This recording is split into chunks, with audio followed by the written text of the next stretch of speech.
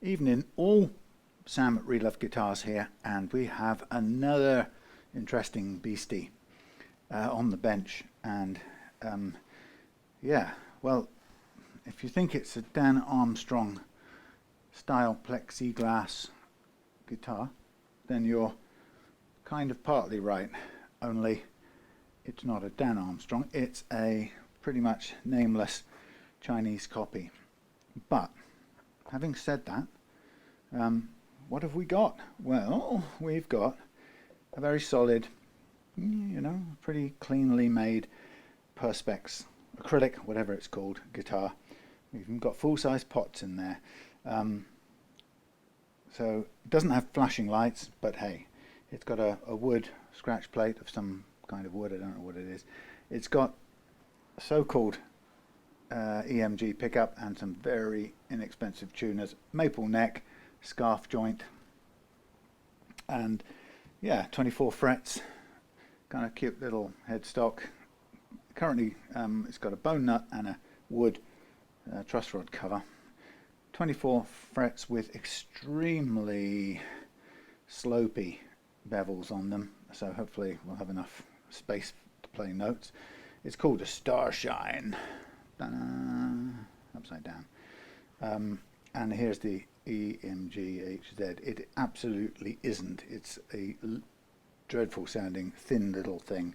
So that was the first thing I noticed. Also, this bridge, as I mentioned to Eric when he brought the guitar over, is pretty okay. Only there seems to be a thing missing on one of these, which is a little circlip, and I can't for the life of me find a spare one to go on there. So having thought about that and not liking the bridge much, it's a very low entry point for the strings. I do have a spare Wilkinson bridge, and what I did is choosing a couple of appropriate better fitting bridge posts. I think we've got a good fit there to go over that. Now what we're going to do with this here guitar is it's going to get a full setup because Eric likes the guitar and he wants it to play well, and after listening to some of my guitars at the Reloved Guitars Mansion, he decided he wanted the same pickup as I had on one of mine, which is the Railhammer Hyper Vintage. Now this pickup is worth nearly as much as the guitar kind of thing, but that's okay because you can always take out the pickup and reuse it in another guitar. So we're going to go ahead and we're going to set this guitar up first. We're going to give it a custom adjustable tusk nut, which is kicking around here. I've got a little bit of tweaking to do with that, which we'll do. That's going to go there, which is going to give it lovely tuning stability, and then we're going to do a precision level with the setup on there. And for that, it didn't come with strings, so we're going to have to use some leftover spare strings, he said, creeping around in a box. Yeah, 10 to 46, which seems kind of empty to me. I don't want to use quality Ernie balls, so Ernie's balls. Well, we might get away with some strings here if we've got a first has been used, we've got a second, second, fourth, fifth, third. We got that third, fourth, fifth, right? We might get away with a full set somewhere. So we'll just put these up here for the time being. These will be sacrificial strings for the purpose of doing the setup.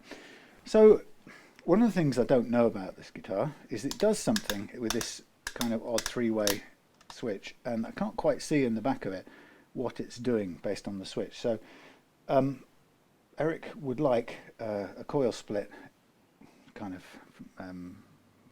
understandably, for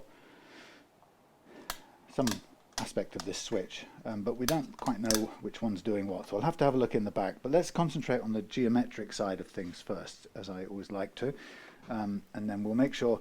Now I've done a couple of things. I first of all checked at home. I checked that the truss rod was adjustable. So, and the reason I did that at home is because actually there's no point spending 100 quid, or actually 105 all told with postage, 105 quid on a decent pickup and going ahead to install it, or spending the money setting up this guitar, if I find out that the the neck won't adjust, so you can't control the relief in the neck. So I did that check first. What else did I check? I made sure I checked out the bridge, which is where I came to the conclusion I wasn't quite happy with that one.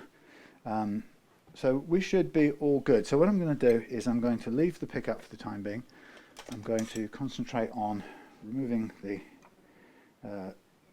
thingy cover, that thing, truss rod cover, and we'll take off the original nut. We'll fit the new one with a tiny modification, make sure it's right where we want it to be. We'll cobble together a set of sacrificial strings. It's going to have 10s on it when all said and done anyway, which we've got, but we'll work with whatever we've got. There we go, that was easy. Off comes the bone nut. Now our replacement will go on like that, which isn't far off exactly where it wants to sit, but I have a small modification to do there. So let's just get that bit done first. So we have a little sanding block. I also want a little brass cutter, because what I would like to do with these adjustable nuts, I like to, I'm going to put a mark on here to know which is the front face. So currently this is the front face here, and I'm going to dial out the thing, because what I'd like to do is put a little a little brass strip inside the base here. Although it's 3D printed plastic and it's fairly robust, I don't want there's several things I don't want to happen. I don't want the grub screws of this to dig into the thing, so I do two things. I flatten the grub screw bottoms, and then at the same time I also put a little strip of brass in the nut, which gives the thing a little extra hold. So I know from practice that should I be able to switch this on, oh come on please, go on, oh please work. I think it's kind of struggling. 0, come on, it's off, 0. If I go to 2.75 mils wide or thereabouts and run a small kind of guideline down here, I can then cut myself a little piece of, if I keep an eye on it, a little piece of brass. This is 0.25 mils thick. Snip that off there, like so, and then all I have to do, clean that off a bit, is just line it up, get ready to trim it to shape, obviously flatten it a little bit, and then trim it to shape, and it will just sit in the bottom perfectly happily all on its own. I can just put a little curve on the ends of it here like so. It isn't perfectly even all the way down, but it's perfectly good enough to sit in the base here and do its thing. So I'll put it in that way up for the time being. So that's where it sits in there, like so.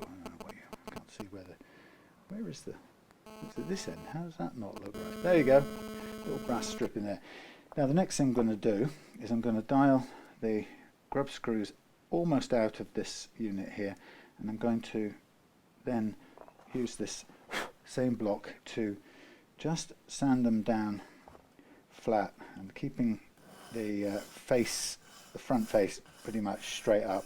So once I think I've got the right angle, I'm just going to jiggle from side to side rather than move my hands. I'm actually moving my whole body and keeping my hands straight.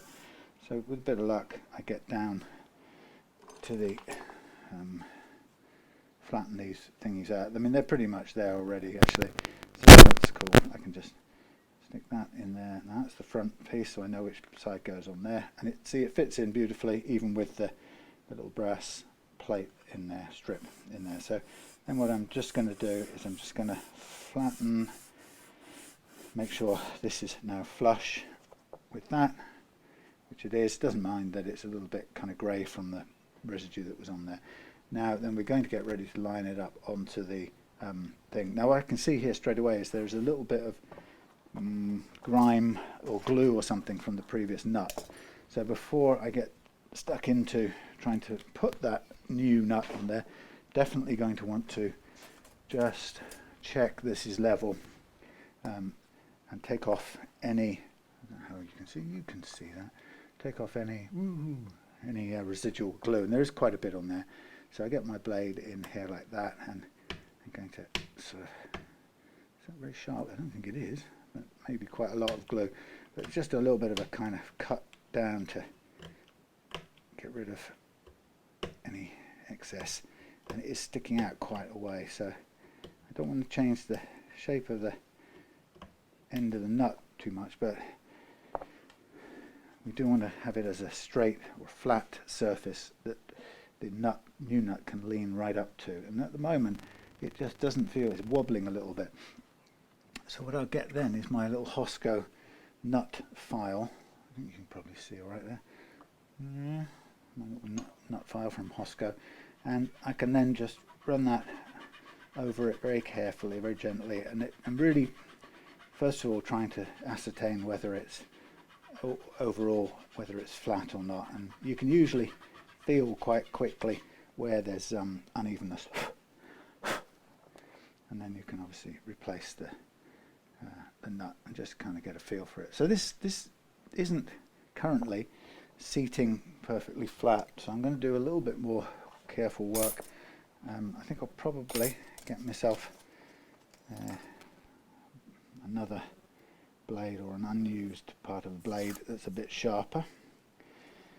So, you know, there's often may find comments on this video that say things like, why would you take money off your customer for setting up a piece of Chinese junk, for example? It's a very common response, and I always reply that it's not for me to second guess or judge what my customer wants. Yeah, there's definitely a sticking out bit of glue and stuff here. This is not flat at all. Yeah, it's not for me to second guess what a customer wants. And if Eric likes this guitar, I am absolutely, it's definitely not for me to say to him, no mate, you're wrong, this is a terrible guitar, you don't want to like this. You want to save your money and buy what that bloke on YouTube says you should like, you know, like a custom shop Fender or a Fender US or whatever somebody thinks is better. So rule number one is, that's closer, rule number one is never to presume to tell a customer what they want. Yes, you can say, do you realize that, or are you aware that for that money you could do that? And that for me is about all I would find it my business to comment on, all right? Just from that perspective. Yeah, there's loads of glue on here, so a nice sharp blade is helping me clean up the last of it, so we can get the new nut flush with the face of that thing. Fretboard back to front, front to back. Okay, so we're sort of nearly there. It's a lot closer. I'm still concerned about the levelness of it, so I'm going to kind of worry about it from front to back here now. Just do a little bit of scraping using the flatness of the blade as a help. So yeah, if somebody wants something doing and they say they like a guitar the way it is, it would be arrogant, presumptuous and downright rude of me to have a view or to in any way judge or belittle their take on something. That's entirely up to them if they like, if they want to spend money on this guitar versus another one. So that's the one thing that commenters often don't understand, is that there's nothing good will ever come out of me presuming to tell my customer what they should and shouldn't like. So the first thing is the whole kind of host of people that hate everything AliExpress-ish. This actually is a guitar that's come from Amazon. I've seen the original sort of listing, although they're out of stock now. But it was a couple of £100 from Amazon, and I'm just looking at this now. It's got a slight lean in that fingerboard, in the cut of the fingerboard, so I probably need to do a little bit of sanding at the front edge of this. Now that's going to be going to require a little bit of rocking and rolling side to side, so only a small amount. So yeah, it was a you know, made in one of those kind of AliExpress favourite manufactories in the Shenzhen province or wherever they make them, not far from Hong Kong, I think. Anyway, nearly there. And it was a couple of £100, I think, and that, you know, that's where it stops. If you like it, you like it. If you don't, you don't, and that's all there is to it. So where's this sitting? So that's flush against there. So I think they'll still need some taking off this front edge. So I'm going to try and pressure the front edge of this to just slightly rebalance the cut. Now I may have to do some more sanding anyway, because the whole point of this nut replacement is that I want the new nut to, with its grub screws fully in, i.e. sorry, fully out, i.e. the whole thing as compact as possible. I want the oh, you're off the side. I want the strings, that's nearly there, to lie flat on the first fret, so that all we have to do is dial them up from there. So this is getting close. I can sort of do a quick check on my high E and say, okay, I can see a gap between the launch off point and the second fret, so that still tells me this is a fraction too high. So what I'll do is I'll move these things slightly out the way. That's my good blade, I'll keep that to hand. I'll zoom out now. I'll give you what's the word? What's the word? Narrated commentary on what I'm doing. I'm moving out the camera now. Get me morting board, me thingy board, and I will use this stuff here to take a bit more off the front of this. So the first thing I'm going to do is concentrate on just making the shape of the nut right so it will fit better in that slot. Then we'll concentrate on a bit more on the height side of things. So I put a little bit of a lean on it so it will fit better in here. Yeah, this front edge of this thing, it's not really completely flat. Let's try some more checking. It's hard to see. Yeah. Depends what's on here. Is it? Yeah, there's quite a bit of, I think it's glue. So it would do me well to scrape it off. And you can trust that the blade is fairly flat and straight, but it's not totally immune from bending slightly, but we should be all right. Yeah, anyway, so this is a customer's choice, and if they like this guitar, then I'm absolutely happy for them. And I'm, you know, I've liked and bought all manner of guitars in the past, and I would hate anyone to, well, I hated it when people came and gave me their unsolicited opinion on what was good or what they considered crap. So please don't do it for Eric either. He won't appreciate it, and nor will I. So what I will say in the pluses in favour of this guitar, there's absolutely no reason at all why this won't play very well. It pretty much almost does anyway. What's not good about it is the pickup mainly. Okay, the components aren't that expensive, but you're getting a sort of quirky acrylic guitar with actually a fine, very fine maple neck that feels fine, and so will play pretty well. There you go. We've got the sort of shape of it now. It's sitting in nicely. Now, like I said, the main thing now I've got to concentrate on is the overall height. Great thing about the adjustable nut is, providing I get this to the point where the do you see it? It's not far off actually. Providing I get it so that the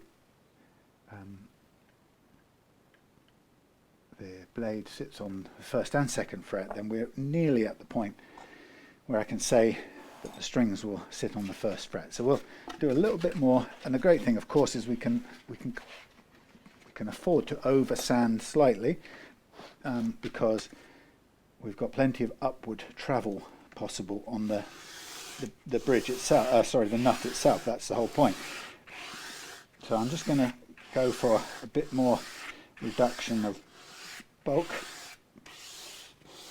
and try and keep it as nice and flat as possible.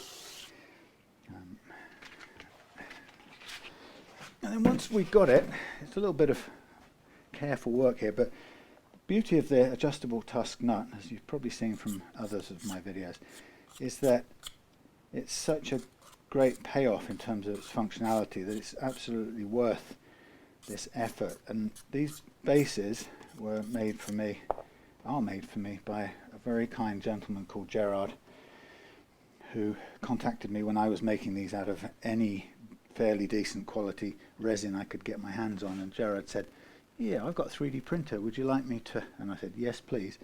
So basically, in the shape of this now, I've actually cut it to fit the not actually very straight edge of this, or this slot is slightly tilting backwards, but I've got it now so it fits perfectly well, so I've kind of compensated for that. So I think what I'll start to do now is I'll start to get together a set of strings ready for the setup aspect. So before I do anything else, I'm going to mark all the frets up ready for fret leveling, and then as I put the strings on, at least I won't have to kind of clear them all off again to mark up the frets. They're already done.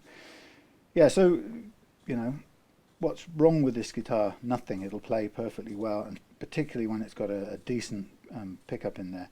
So we're going to see what the functionality of that original pickup was a bit later on.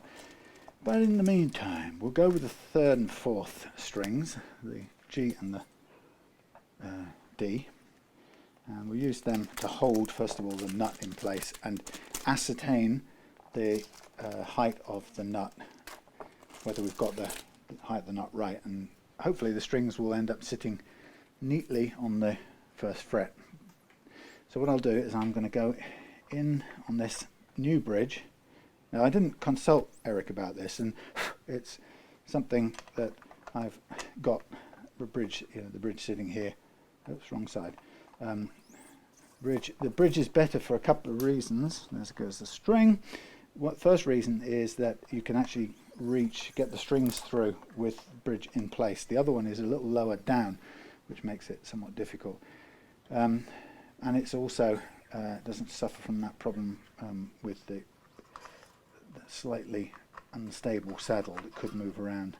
So I'm just going to start off by putting this in place. I should have probably used the screwdriver and the automatic tightener upper thing, but I'll do it by hand for this time. So this is just going to drop it into the loose nut and just check on the basically on the reach over the top of the first fret as we tighten it down. And like I said, ideally we'll have it sitting right on the fret, which is the ideal starting point. So we are just slightly above it. Also the action down here is probably, it might be just about right. We'll tighten it up a bit more. We're just fractionally above, and the action down here is too little. So it's a good start. We're not far off. So first thing I'll do now is I'll crank this up on both sides a couple of times, and I'm just looking for a bit of action there, and hopefully sort of roughly the same, we don't know until a bit later, but about the same sort of lift on either side of the bridge. That feels quite nice, as long as there's enough break angle for it to work properly. Okay, so we are almost at the right point there, so I will take off a bit more using the sandpaper. So it's a nice process of edging our way towards the correct height. Once we've got it, everything else is straightforward after that. We can get into the setup part. So again, I'm looking for taking off some bulk material to bring this down without hopefully changing too much about the lean of the nut, which was pretty much spot on a minute ago, but it's entirely possible that we'll upset the lean and have to just fine tune it a little bit, but we shall see. So the sanding board is a great friend of ours. Hope you can see everything where we zoomed out, aren't we? Yes. Okay, so this is with a fairly rough bottom. Now what I'll do is I will attach the G while we go looking for the other ones. I've got a few spares around, so we should be alright. Yeah, so this now fits, the strings are much easier to get in than the other one, so that's another good reason, providing the tilt is okay. Let's get this out so we make this easier too. The problem with these inexpensive Wilkinson style wraparound bridges is that they tend to be slightly sloppily engineered so that they don't sit perfectly on their post, and they tilt slightly forward, and the design of them is such that they don't tolerate any tilting, but they're almost bound to get some, and if they do, then you can lose the required brake angle over the nut, over the saddle of the bridge, and in which case you can get a sort of dead note or sitaring sound, but we shall see. Okay, so now both of these strings are on, and we've probably still got a tiny bit more. I'm just putting them in their slots. Now they're almost, that one's a bit floating still, so we've got a little bit more sanding to do, and I'll do it on the smaller block now because that will be fine. So I'm loosening them off just enough to get the bridge out. We'll get the smaller unit, and we can just concentrate on let's have a look. Is this, maybe it's lost its smoothness. It's got a bit of a hump in it, which is okay. We'll just take that down. So before long I'll be pretty confidently sitting with the strings on that first fret. So I'm just cleaning up any shaggy 3D printer material. It's a funny stuff, and it prints in a sort of striated laminar sort of way. I don't know if that's the right word, but it is quite tough, and these things serve me really well. For never had any problems or anything failing with them. Someone out there. Yeah, never had them fail, but they aren't. You know, it's not the most solid resin or plastic in the world, but it does the job pretty well. And I guess for the sake of the accuracy, that's the main thing, and the ease of production. Thanks to Gerard. Right, that one's sitting on the first fret. You can hear it, so we're almost spot on there. I'm just going to dial these out a bit to make sure there's nothing holding the top part of the nut up. Press it in nice and tight. Okay, so a tiny bit more, and it's worth doing right. So I'm going to, now this, by the way, this wrong thing. This nut, or sorry, this headstock is not quite a Les Paul spread. So this nut was designed for the Les Paul spread. So it's just a tiny bit not quite the same. So it doesn't quite match, but it does work for even with that slightly different spread.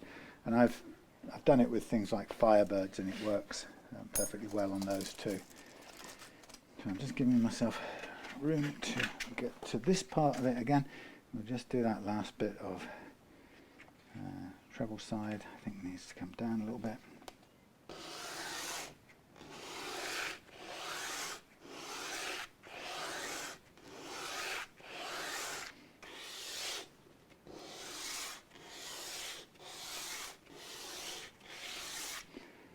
I think we should be there. It's quite a slope, but that's how it is on the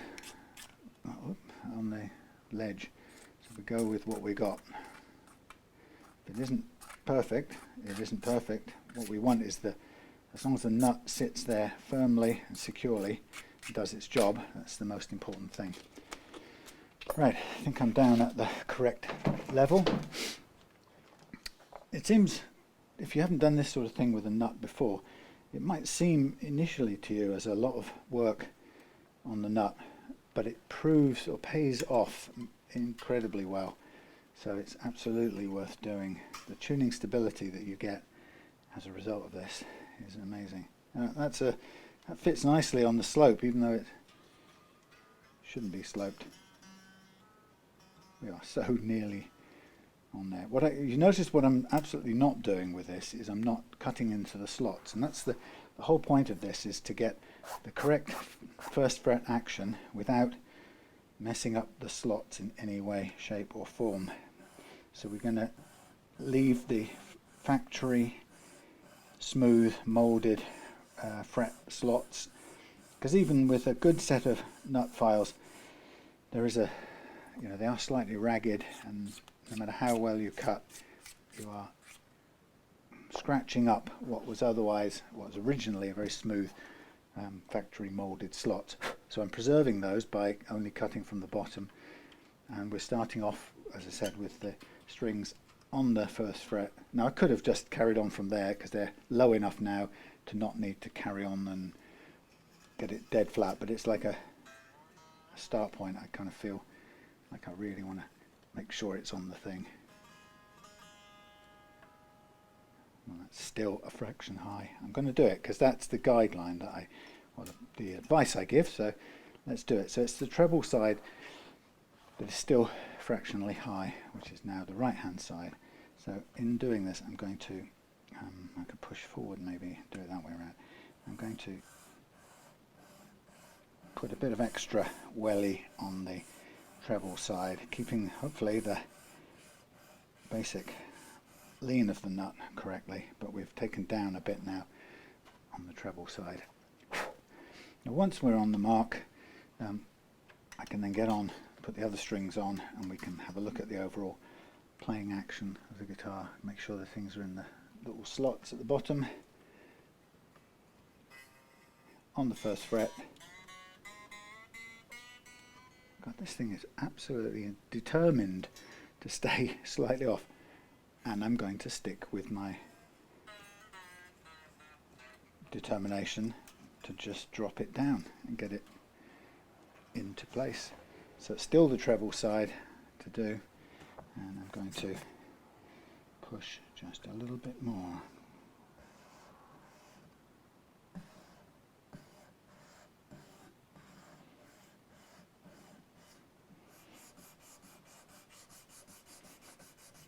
Alright, that's it, that's all I'm doing.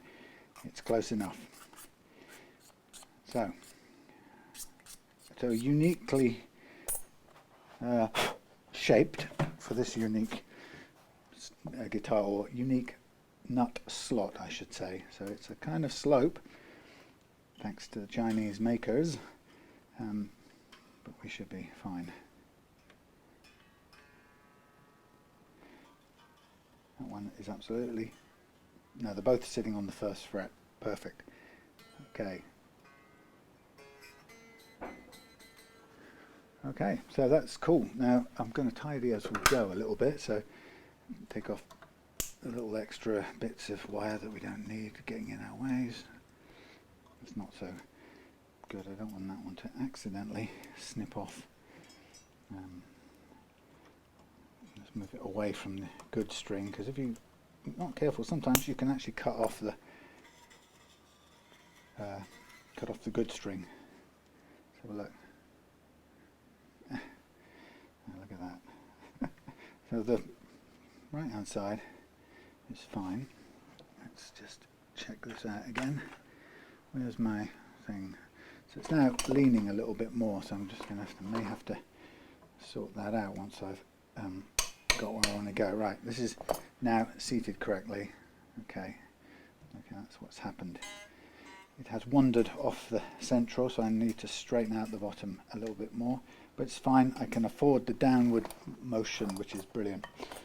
And if I can't get it with this one, I'll get another bass and do it slightly different. So I'm not checking it, I've cut it in the slope a little bit, and it was kind of wedging in but not correctly seated. So I'm kind of just now going to even that slope out a bit, and then we'll see how it seats when I've leveled it out.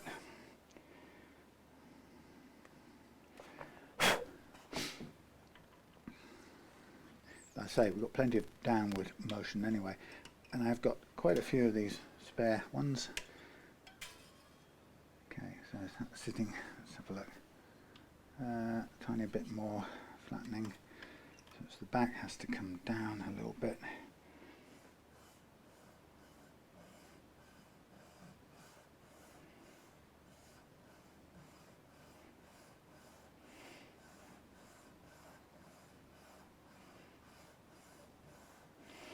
Yeah, it's worth sticking with this, because when you get it and you finally get your nut set, the payoff in terms of tuning stability is pretty amazing. Okay, we're getting there. I don't know if this sandpaper is kind of worn out a bit. Yeah, a little bit more, nearly there. I need to get this straight line.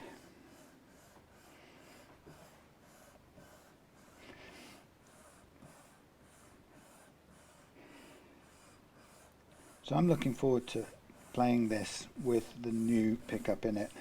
And as I said before, there's never a waste buying a decent pickup that you like the sound of, because whatever happens, you are always able to move it and take it to another guitar if you choose. So it's, you know, I've got pickups that I chose a while back that I've now taken from one guitar to another.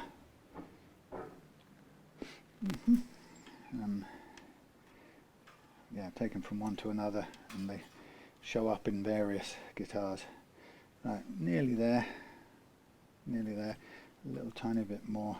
What's it doing? It needs a little bit of flattening. We are not far off.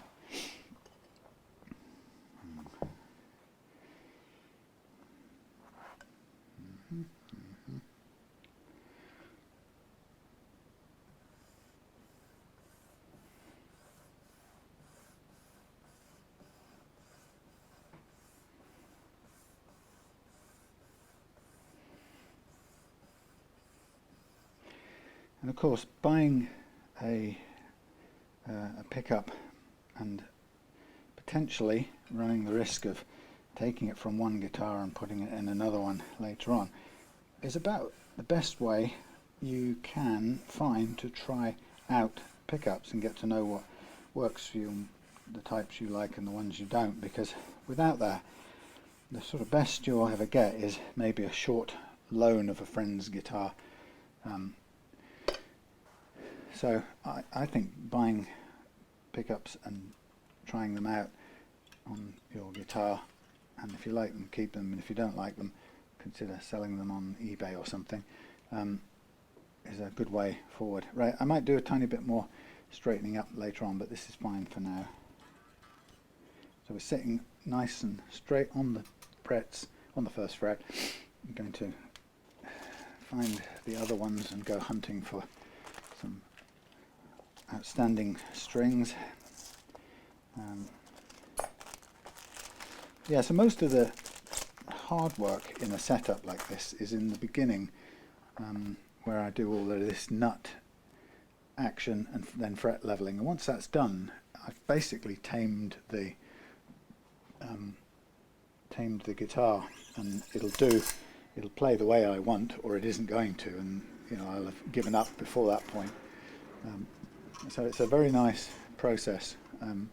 The more I do it this way, with what I call the banana fret leveling technique, the more I do it, the longer I do it, the more it confirms or affirms to me what a good method it is and why it's a good method. It really does teach me more the longer I use it, and that's one of the things that I've started writing another e-book as a bolt-on to previous ones. It's going to be, ooh, what's this? A slightly golden coloured one. It's not a addendum exactly. But it's a separate standalone e-book, which is going to build on what people have learned from using this method. So it's a kind of advanced banana Zen mastery type of thing, and I love writing about things I believe in and know about, so I can't wait to do it. It's just quite hard to make the time and do it, but it will it will summarize or demonstrate everything I've learned in the 7 or so years I've been doing leveling this way.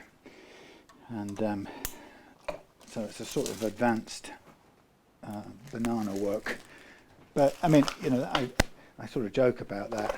Do you reckon that's a 6th string? Do you reckon that's a first? Look at that. Ooh. Could this be the 6th string? Yeah, let's call it the 6th. Yeah, you know, I joke about the banana, but actually it's a fabulous way of leveling frets, and not just because it levels the frets in a very, very good way, but also because it's a diagnostic process as well. The tool is a diagnostic tool which confirms it confirms what I suspect about the state of a neck, and I'm learning more and more how to use it in that way. Now this is interesting. This I'm slightly nervous that the frets on this neck are. Remember I said at the beginning they're slightly too leaning in there, too great an angle of bevel. So I'm going to see when I get the last string on what we can do about aligning things. The width here is a standard Les Paul width, or the E to E width at the nut, I should say, is no different from the one the guitar came with.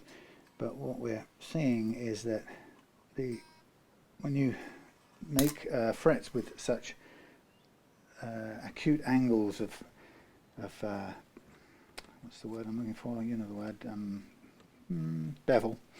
The more the lower the flatter the bevel angle, the more of the fret you lose to the guitar playing. So you don't want these low, long bevels onto your frets. If they're too vertical, of course, you feel them more, and you know there's an argument about not having them too vertical because you don't want to feel that. Now this is just about lines up, but my goodness, that is a little bit close to the edge. But that's what the guitar's like, and you know it came without strings, so I'm now finding out. Sorry, it didn't come without strings. What did I do? I took the strings off. Silly me. Yeah, I didn't notice in the beginning how close these were to the edge.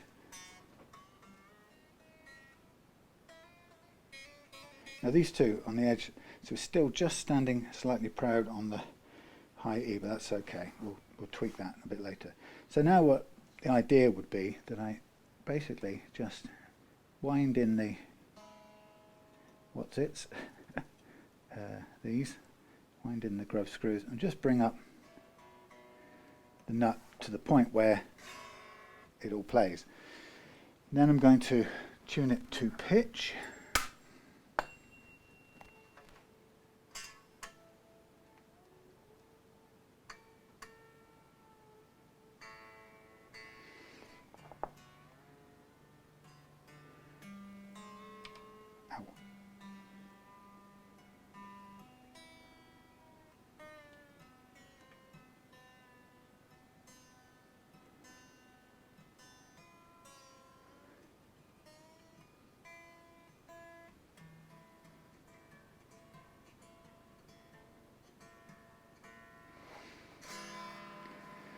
Okay, so now we have the nut on and the strings on.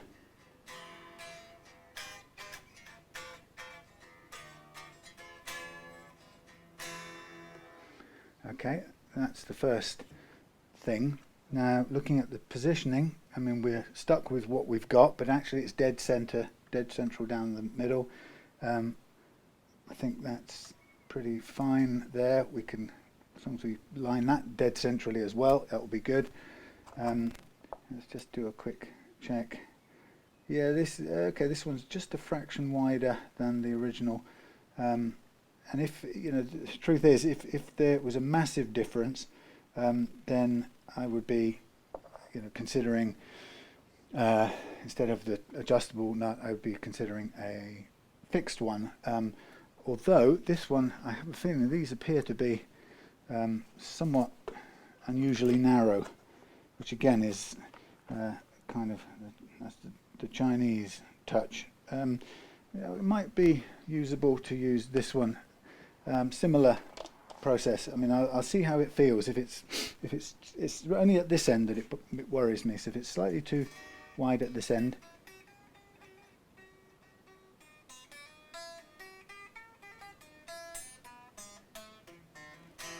okay, leave that for a minute. Now what I'm going to do is check the last fret action.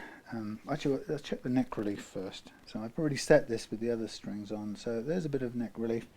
It's actually a little bit too high now. As I explained to somebody this morning, they say, how much neck relief do I need? And I say, a little more than none. And that's a annoyingly inaccurate description, but it's the truth, a little more than none. So you don't want the neck to be flat. That's interesting. That was loose. Now we're going to go into tightening. Yeah, you don't want the neck to be flat, dead flat. Interestingly, who did I hear? Philip McKnight said something like, so you want it to be dead flat, he said. Amazing how many guitar, that is just too flat. Amazing how many guitar sellers, guitar reviewers do say that. You want it to be not flat, definitely not backbowed, and as a guide, slightly more than none. So you go and measure it, and you can spot by holding down the low E string on the first and last frets like this, or with a capo at this end if you prefer, and then in the middle you touch down and you can see whether there's a gap between the string and the fret. If there is, that's slightly more than none. Start with that. If there's no gap, that's none. Counterclockwise until there's a tiny bit of a gap. A bit more if you want to start with a bit more. And I highly recommend that people experience adjusting it themselves so that they know what the differences are. Difference is when you make those adjustments. It's really critical that you get your own feel for it. And I'm going to make a video about this very shortly, because one of the things you have to know is how to adjust the truss rod. It's the one thing I would say, even if you wanted, even if you're, you won the pools, no, the lottery. That's the thing. If you won the lottery and you absolutely, even though you could, you just don't want to do any of this stuff yourself. You definitely want to splash your money out there and help keep a starving luthier and his family. I would still say to you, despite your altruism and generosity, I would say the one thing you still need to know, oh generous person, is how to adjust your neck relief.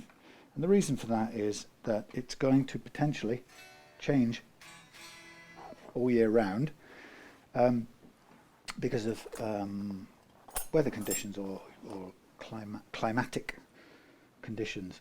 So and you want to be able to put it right yourself. You don't want to be waiting around to take it to some town or to your local guy or whatever. And so I'm going to do a video about how easy it is to do. And the first rule is don't be afraid of adjusting the truss rod. They can't do any damage.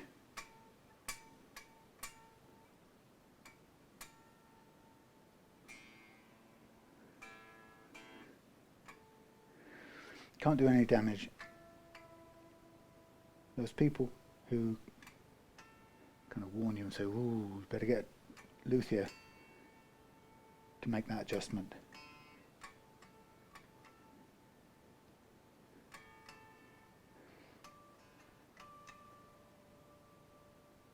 They should be ashamed.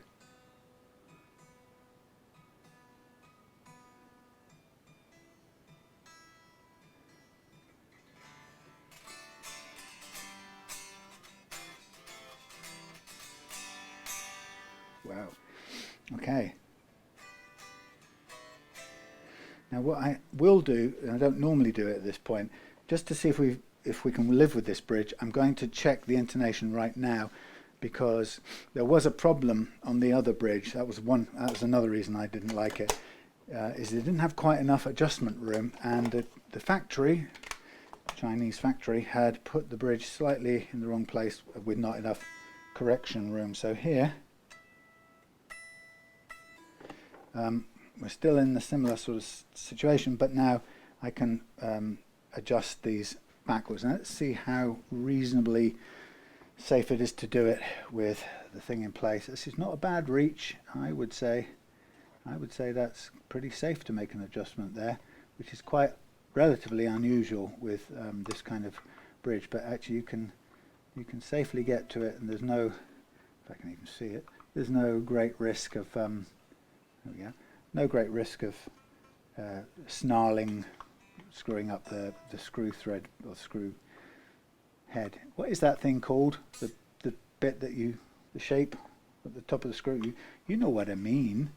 Anyway, whatever it's called.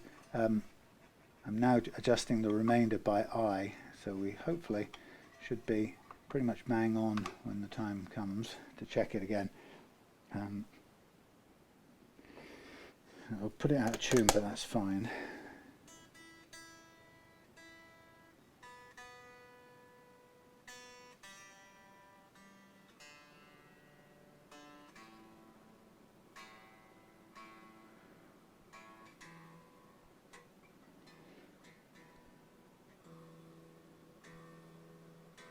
Need to raise the nut slightly.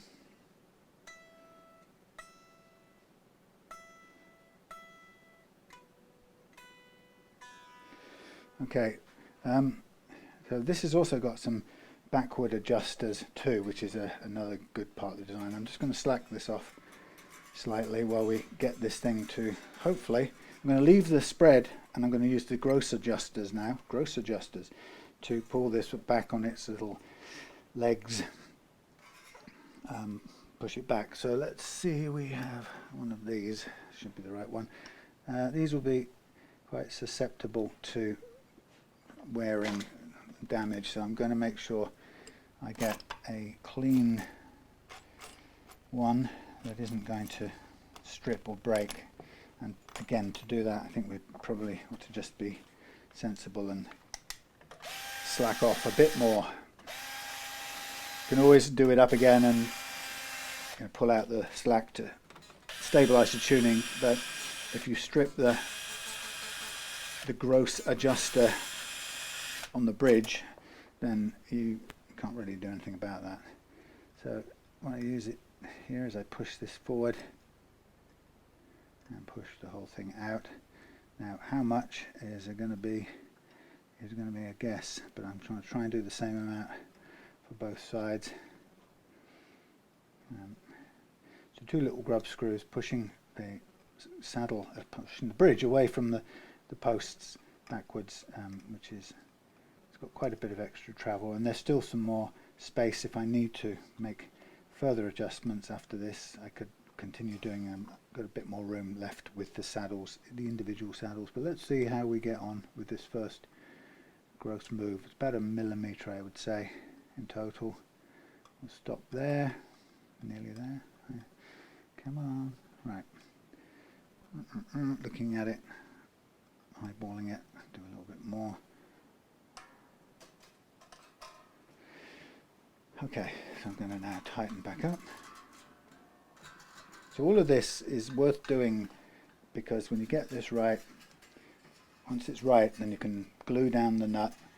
That's good and done, and everything will then stay in place, and it will just be happy days playing. Okay.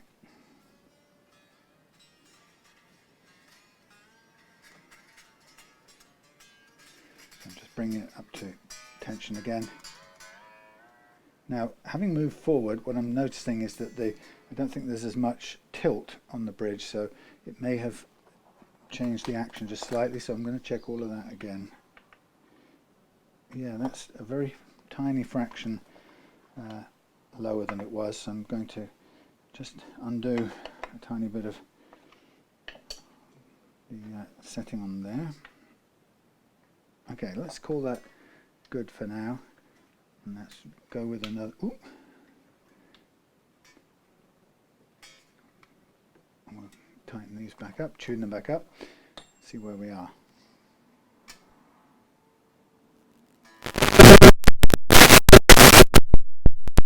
Do is just slightly raise the nut on this side. Okay, that will do.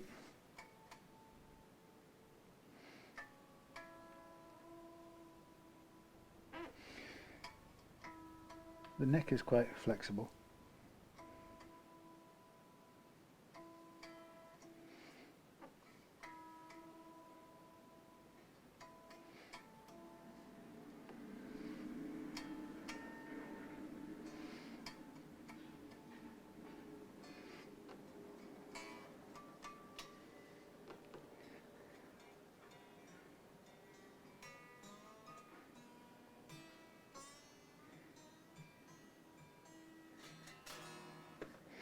So when you've loosened strings off and tightened them back up, of course you get a load of slack that's back in the system, and it won't stabilize the tuning until you've got that out. So certainly a few more pulls until the thing stabilizes. But for now, see, hear that? It's very flexible.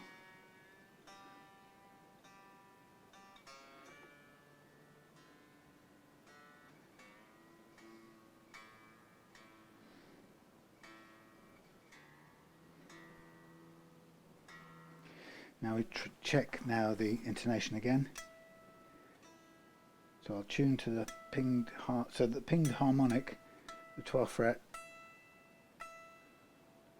That's interesting. That's still quite sharp.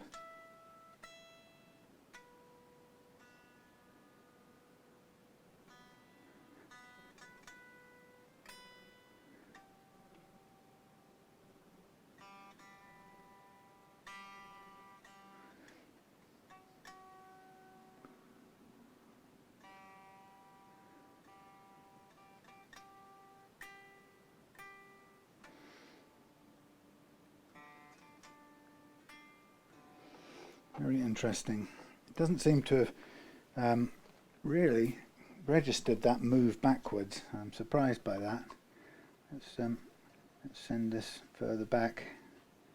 Longer you go. Now eventually we could run out of intonation room altogether, which will be a potentially fatal flaw with this guitar. I didn't think we were in that position when I checked it out the other day, but we shall have to be realistic in terms of what we find. Thankfully the saddles are the right way round on this side, second half of the bridge. And they've turned around so that there's a bit more travel room, or intonation travel. So we've got a little bit more still, but we're getting close to not having any more. So keep on tuning.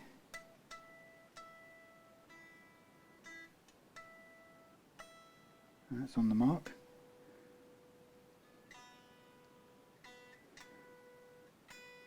Yep.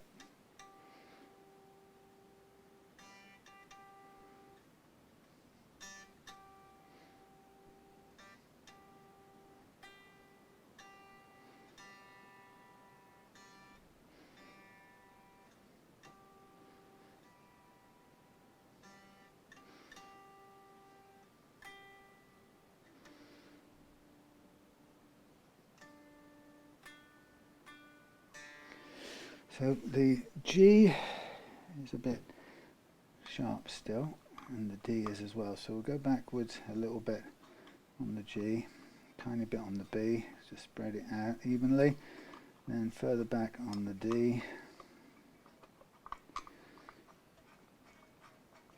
and we'll use up the rest of the entire room that we've got available to us on the others. There we go, up against the wall practically now. That's good, we'll get there.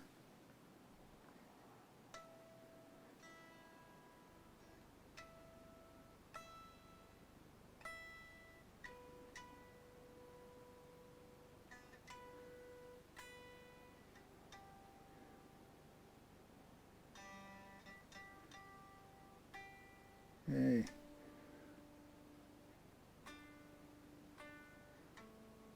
Right, fraction sharpen the D.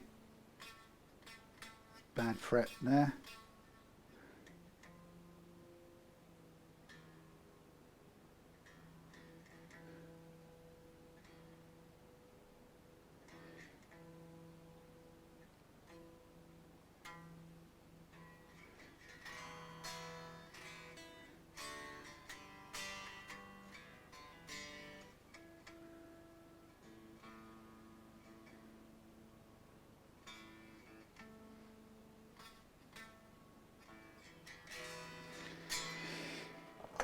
I think we will be just about on the mark, right on the back line. So I mean, we do have a bit more room to push back with the bridge itself, but I'm going to call it quits there, and we'll go to there. I think that's good. Hooray. Right, there's our set. Okay, let's call it good for now. We'll double check again when I put new strings, because of course I'm conscious that I'm putting cheap Chinese strings on. I hope you're still running. Sorry, it's been very boring, but this is what it takes to make something play well. We're still running. Now we're nearly at the fun part, which is now going to be the fret leveling part. So move those bits and bobs out of the way. We'll double check everything. We've got our first fret action, which is nice and low. We've got our last fret action, which is where I wanted it. We're tuned up to pitch. So now I can get the fret leveling part of the kit and get on with it. Now, once I've done this and we've polished the frets out, then I will make a sort of bit of a playing assessment whether we continue with this nut or whether we have to go to a fixed tux nut.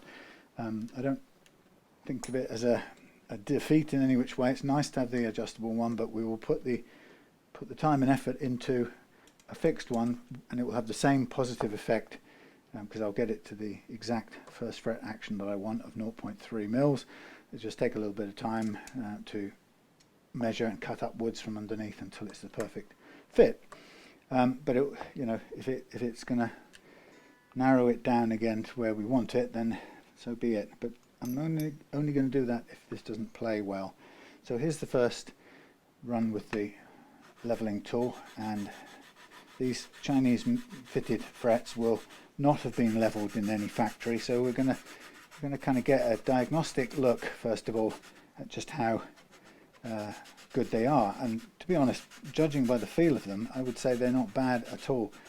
In fact, I've had some Fenders in the last 2 or 3 days which have been worse to begin with. So what have we got? It's actually quite hard to see. We've got cutting, cutting, cutting, low, okay, low, a bit low, low, okay, okay, okay, a bit high, that one, okay, okay, okay, low at the end.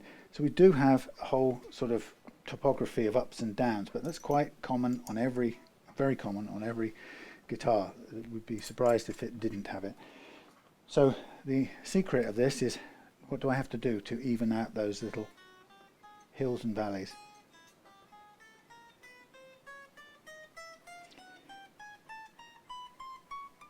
So the first thing I want to be sure of is that all the notes play, which they do. I'm going to give them another little run because we've hardly taken any fret metal at all. So I'm just going to run what I call the E track again, just to ensure that everything's nice and level, and that if possible we can sort of even out, bottom out the low spots. Sometimes you can't, but you do get an insight into how deep the low spots are, and that will in turn give you an insight into, get away big fly, whatever problems you might have when fretting into the lower spots. That's always the determining factor of how well the guitar plays.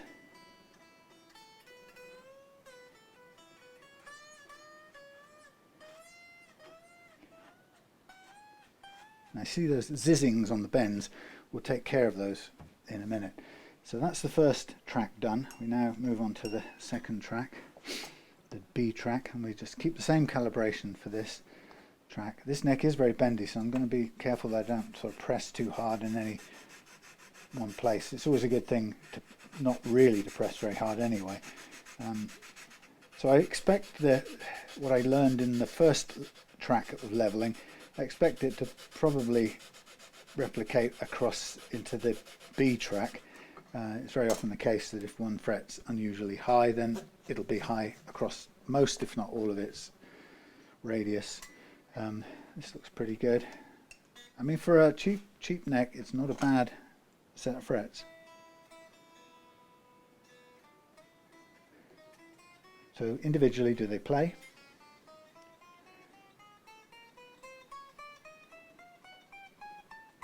Yep.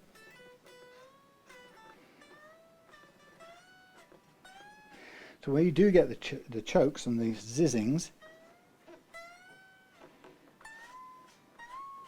is when you usually when you bend the high E across into the G track. And so at this point we calibrate for the G track, and this is the bit of leveling that will normally eke out any uneven fret problems. So any high frets causing that bend choke on the high E string tend to get put right at this point now.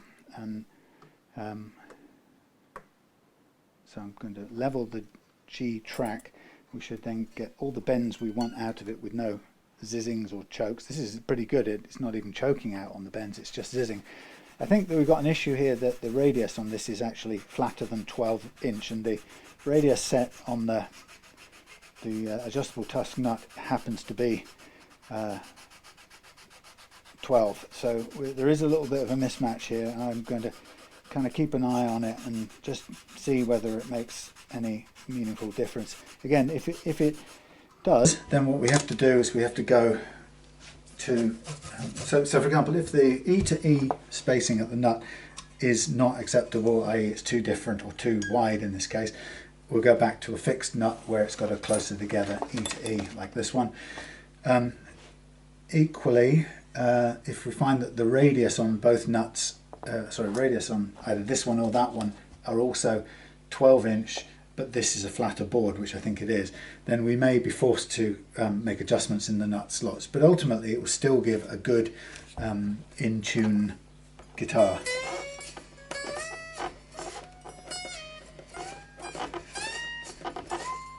Good. That's G has lost its zinging. Now we come on to an interesting part of it. It's like the second half of the job, really. Hear that? It's got a rattle. It's particularly bad on the low E, and that rattle is, I've found, it's what I call fret slap, and it's different from fret buzz, which is, if you like, caused by a single high or a single low fret typically. Fret slap tends to be the consequence of the strings that move most, the wound ones, and the thicker they are, the more they move. The ones that move most interacting with, in this case, the hills and valleys, or in particular the hills, the peaks along this fretboard. So it's now you start to find that it's whole sections of the fingerboard are rattling when you play the note, and it's not it's not a choke sound. It's a rattle that accompanies the playing of the note.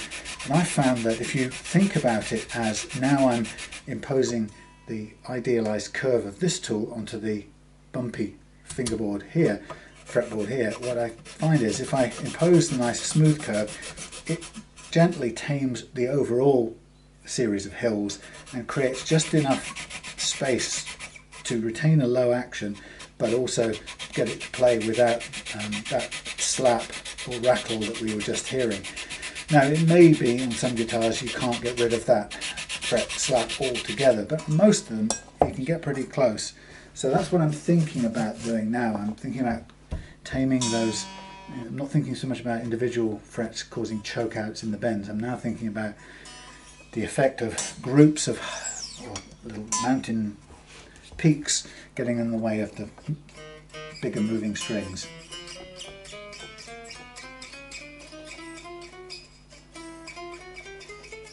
Tiny bit there, but pretty good. Now I'll go and recalibrate for the A, and we may find that, as the strings are bigger and move more, we may have to do a bit more leveling. but it's worth doing. And so since I started doing this 7 or 8 years ago, this distinction between fret slap and fret, the more familiar fret buzz that we all talk about, and fret slap that I've kind of introduced as a term for my own purpose of knowing what's going on. The difference between those two things has become quite important, and it means that I can seem to tame the kind of buzz that other people can't tame at similarly low actions.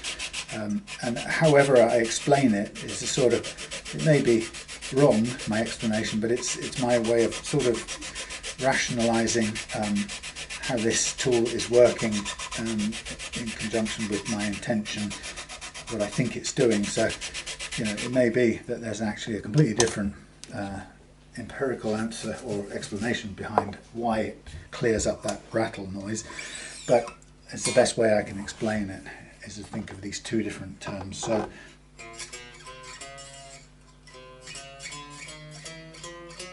better, but a little bit. So there's a bit around the 12th. See that? Mainly around the 12th, a bit further down here as well. So what is it about the 12th fret? Well, I think the 12th fret is at a crest of one of the ups, and I think if I'd have drawn it out and made a map on the board, we would have seen that the things that showed up as high here will now be showing up as a crop of high here, getting in the way of the strings moving. So the way to get around it, what am I on? I'm on the A, aren't I? A, aren't I? Yeah, on the A, what I'm going to do is I'm going to again put the strings out of the way, and I'm going to now carry on doing this, but I'm going to focus on the 12th fret a bit more. And what I mean by focus is I'm going to sort of press down a little bit more as I'm working there, because I know that I've got a high spot that I need to just, a little mountain range that I want to tame and bring down to a bit closer into conformity with the surrounding frets. So again, this is where, you know, it's costing a little bit of metal, but it's nowhere near too much, and that's a judgment call that you can only develop with experience. Better, hear that? Still a little bit. Now this one could be either because this one's high, so I'm going to call 13 high and focus a last go on that one. Now the thing about these frets apparently being high, it could be that 12 is low, and 12 being low would make 13 relatively high, and it's only relative that matters. There's no absolutes involved here. So the fact that if 12 was in a ditch of its own, 13 would appear to 12 to be high. 12 would think 13 was high. Relatively speaking, they would be. But actually, relative to the rest of the board, 13 may be a perfectly good normal level. It may be 12's lowness that creates that problem, if you get what I mean. Now, so we get to this point here, and I'm thinking I'm going to possibly, I think we've got 1.5 millimeters, and there's something about 12th fret which feels low. It's making the next one relatively high, so I'm going to do a tiny bit more, focusing on 13 again, and after that, if I can't get any more of that cleaned up, I'll call it quits for the time being. And it may be that I end up just very slightly increasing the action at the bridge. That's a sort of compromise that if you can't even it out any other way, that's a way, that's one way to look at it. So I've taken a little bit more on 13 and 12, but mostly on 13, and I'm going to hope that well, I'm going to leave it there because that's as good as it is going to get. So I'm going to carry on the and now do the low E. I'm going to use the same, what's the word? That word I'm looking for, same calibration on this because it hasn't changed in the last two. So now I'm going to, I'm conscious of the fact that the low E moves more than any other string, so it's going to probably suffer from some fret slap in the same place as the A did, and since they are kind of, one is the precursor of the other one. So I'm just kind of allowing the work to be done mostly around 12th and 13th. And then I will have a go at checking it out and see again.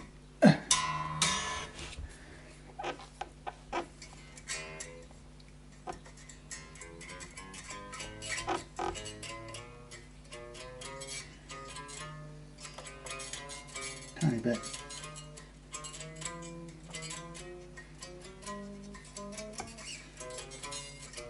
Tiny bit around the sort of 7 1/8. But that's not bad all told. So I'm going to concentrate down here for a minute. Let's do a little bit more of a push down there, and hopefully we will just even out this area. And I'm taking the cut right to the edge of the fret as well. There we go. Alright, so that's the precision part of it. Now even if I change the nut over after this, then the levelling is still there. It doesn't matter if I change the nut.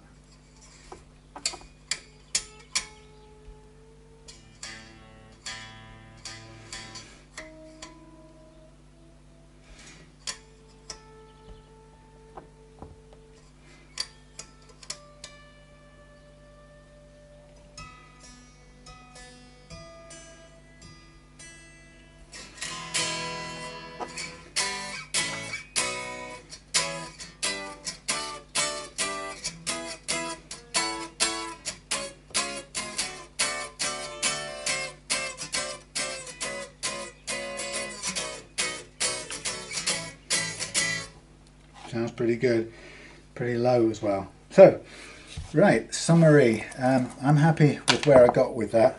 That's going to be all the levelling I'm going to do for it, because I think it will be a diminishing returns if I continue, and it's at a good height.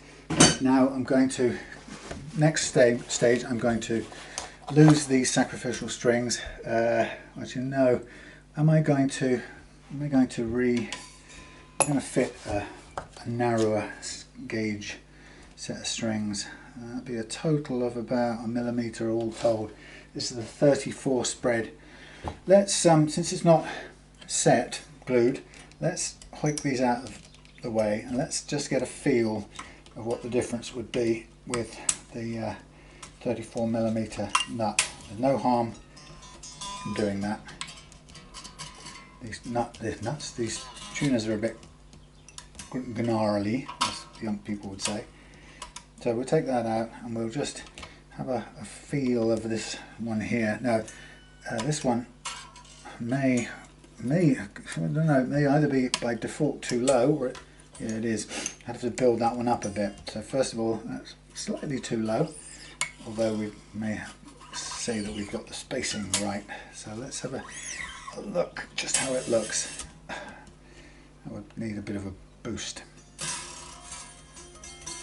Yeah, not impossible to do. We can get some tusk nut material, spare tusk nut material. That's a bit of stuff there. So the spacing is hardly any different for the treble. There is, you know, 0.5 millimeter returned from each to each end here, but I guess do you know what, I'm going to have a go at just giving this a little build up. It's the right spacing. Let's see if I can just give it a boot, as I might say, and we'll see what we can do. So I'll probably do this bit off camera and so I can charge up the batteries and stuff. So yeah, that's what I'll do. I'll make up a little boot on the bottom of this in black, and then we can use this spacing. So I'm going to stop these, see you in a minute when that's done, and I'm ready to crown the frets. Oh look, we've gone off already. Oh, hellfire. Okay, I don't know what happened there. Battery ran out, memory ran out. I shut the phone off, cooled it down, restarted it. Anyway, So I've booted the nut and got it to the exact right height, so it's a bit taller than it was, so that's perfectly fitting now. I now have to do the polishing out of the frets, but before I do that, and while we can still be on camera, we've got lights on, yeah, everything's running, cool. Let's have a look down here. I am going to remove some pickups and whatnot, so I suppose the first thing we're going to do is remove the pickguard covers. Let's put this here. Let's check the view. Sorry about this, it's not very good. Let's go to there, try that. Yes, we're going to take apart the pickguard and see what the wiring is for this one. It's not EMG, so we'll see. That's been knackered, nice. I have to rescue that one. A slightly screwed up screw. Anyway, yeah, the phone sometimes does that. It may do it again. Decides it hasn't got enough memory. I've deleted all the previous videos and should have room, but it just gets its own head in a twist and decides what it decides. So I cleaned the frets, redid the nut, and now we're pretty much ready to do the electrics, and then I've got to sand and polish out the frets and then restring. So here we go. First of all, let's go. Blimey, that's complicated. So what we've got in here, let's stick it. So we've got a bridge ground here. We've got the we'll have to cut this, the pickup wire, and we can have a close look at where it goes. So we've got how many wires in here? We've got 1, 2, 3, 4, 5. Right, okay. 5 wires. This is a kind of interesting configuration. I'm not even sure I know what this switch is, but I'm going to make a sort of copy of it on the board so I can try and figure out what it's doing. So it's got 3 in the middle, 1, 2, 3. It's got, wow, there's a ground, okay. One in the middle, sort of an output, which is, but that's a ground as well. That's strange. 3 grounds, that's definitely grounded. So it's a regular switch with loads of grounds going on. I don't quite understand why that is.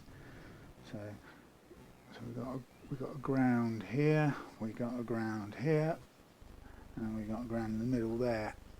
And off the top one, so let's just get this right. This one, this goes to the output. Oh blimey, what are they doing? What? So what? That's the ground. Fine, I get that. This is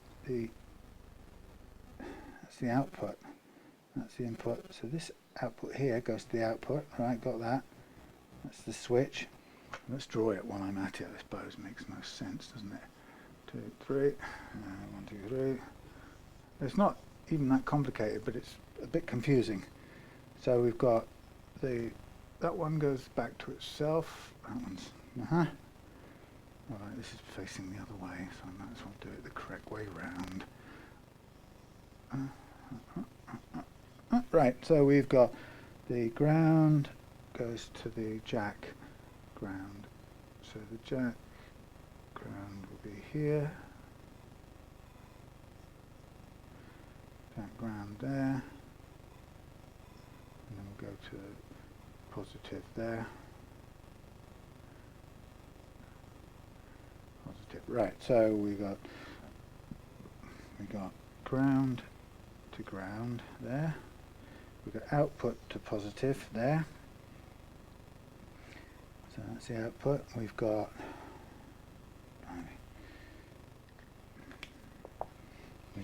sorry about this, it's probably not the best view in the world, is it?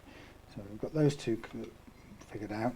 We've got these two here. That one ground to ground on the pot.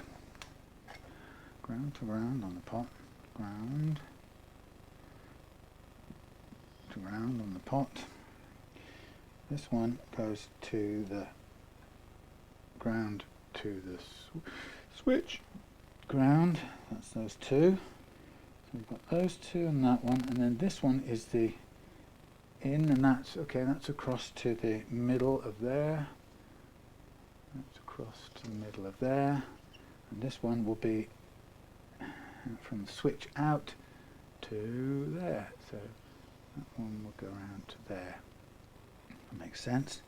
This one then has a blank there. It has the it has, why is that?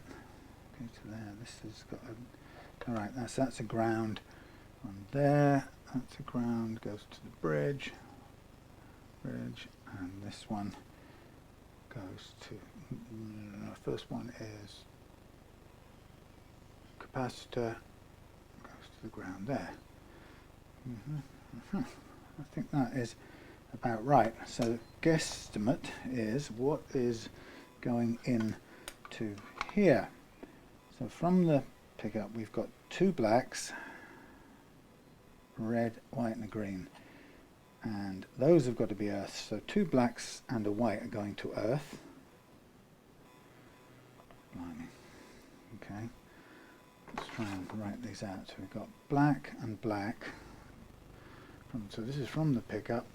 We've got black, black, and black.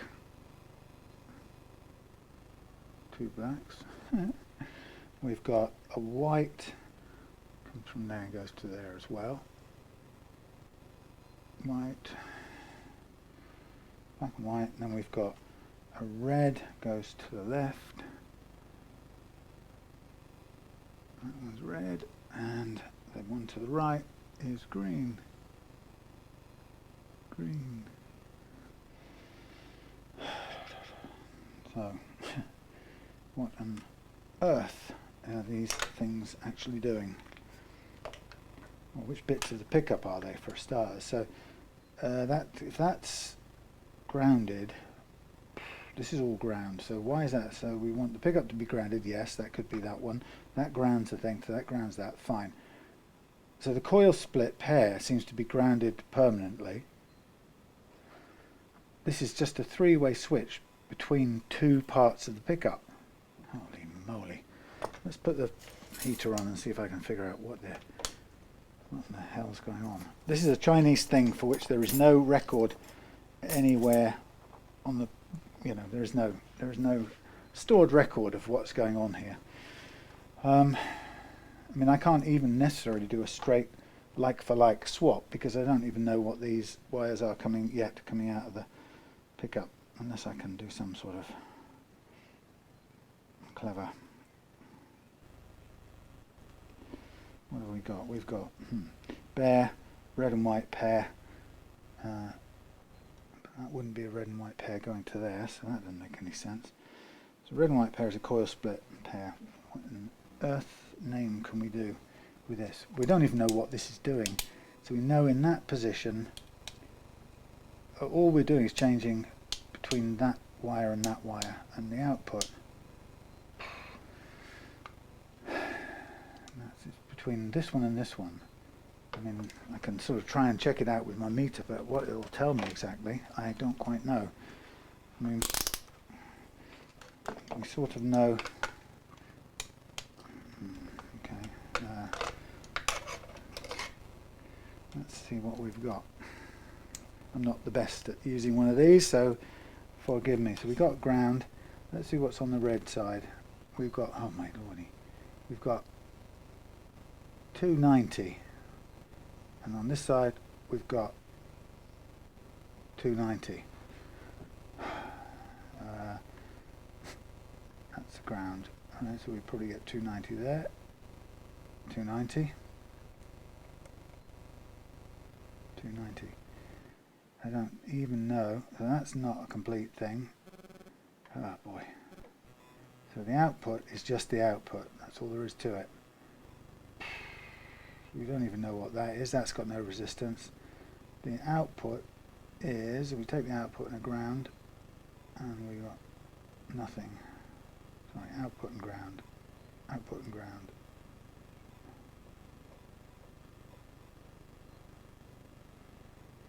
Okay, output and ground is running 288, output and ground on that side is 288.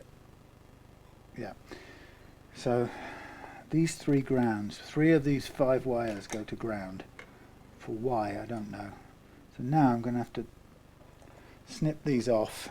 I'm going to leave the, come on, it doesn't really tell much, does it? Leave the colours there. And see if I can figure out what in holy cow's name is going on with these ear pickups. Let's take this thing out. Let's get a better screwdriver. Yeah, so completely no idea. I mean, I couldn't tell from the switching what that was doing, and the point being is, what switching can you do with a single pickup? That's the first question, and the answer is I don't know.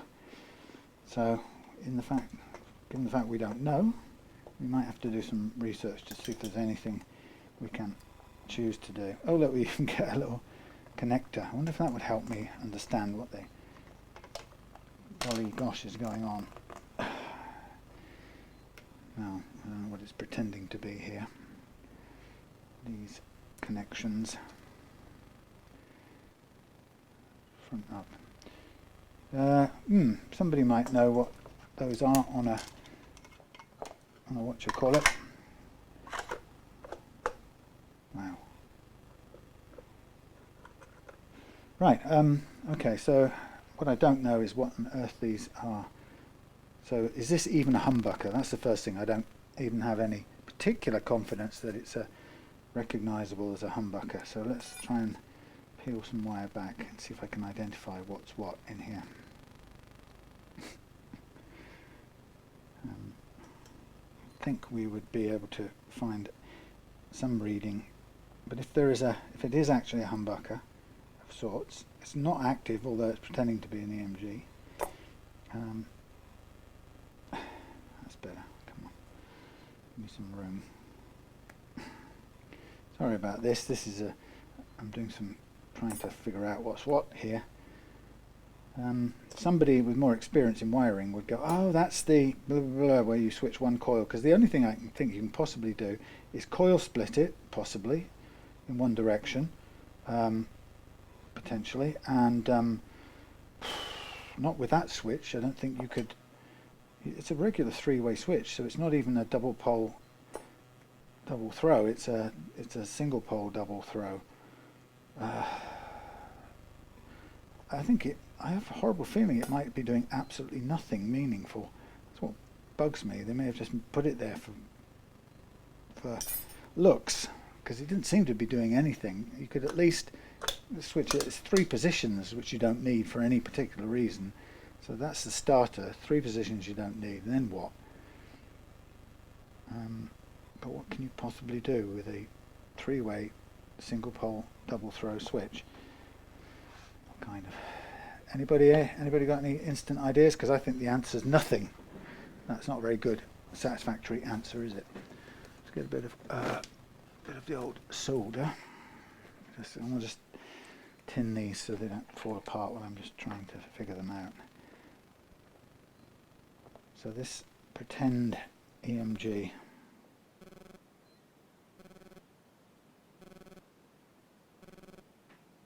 Just tinning the wires, holding them together a bit so I can just test them some way or other.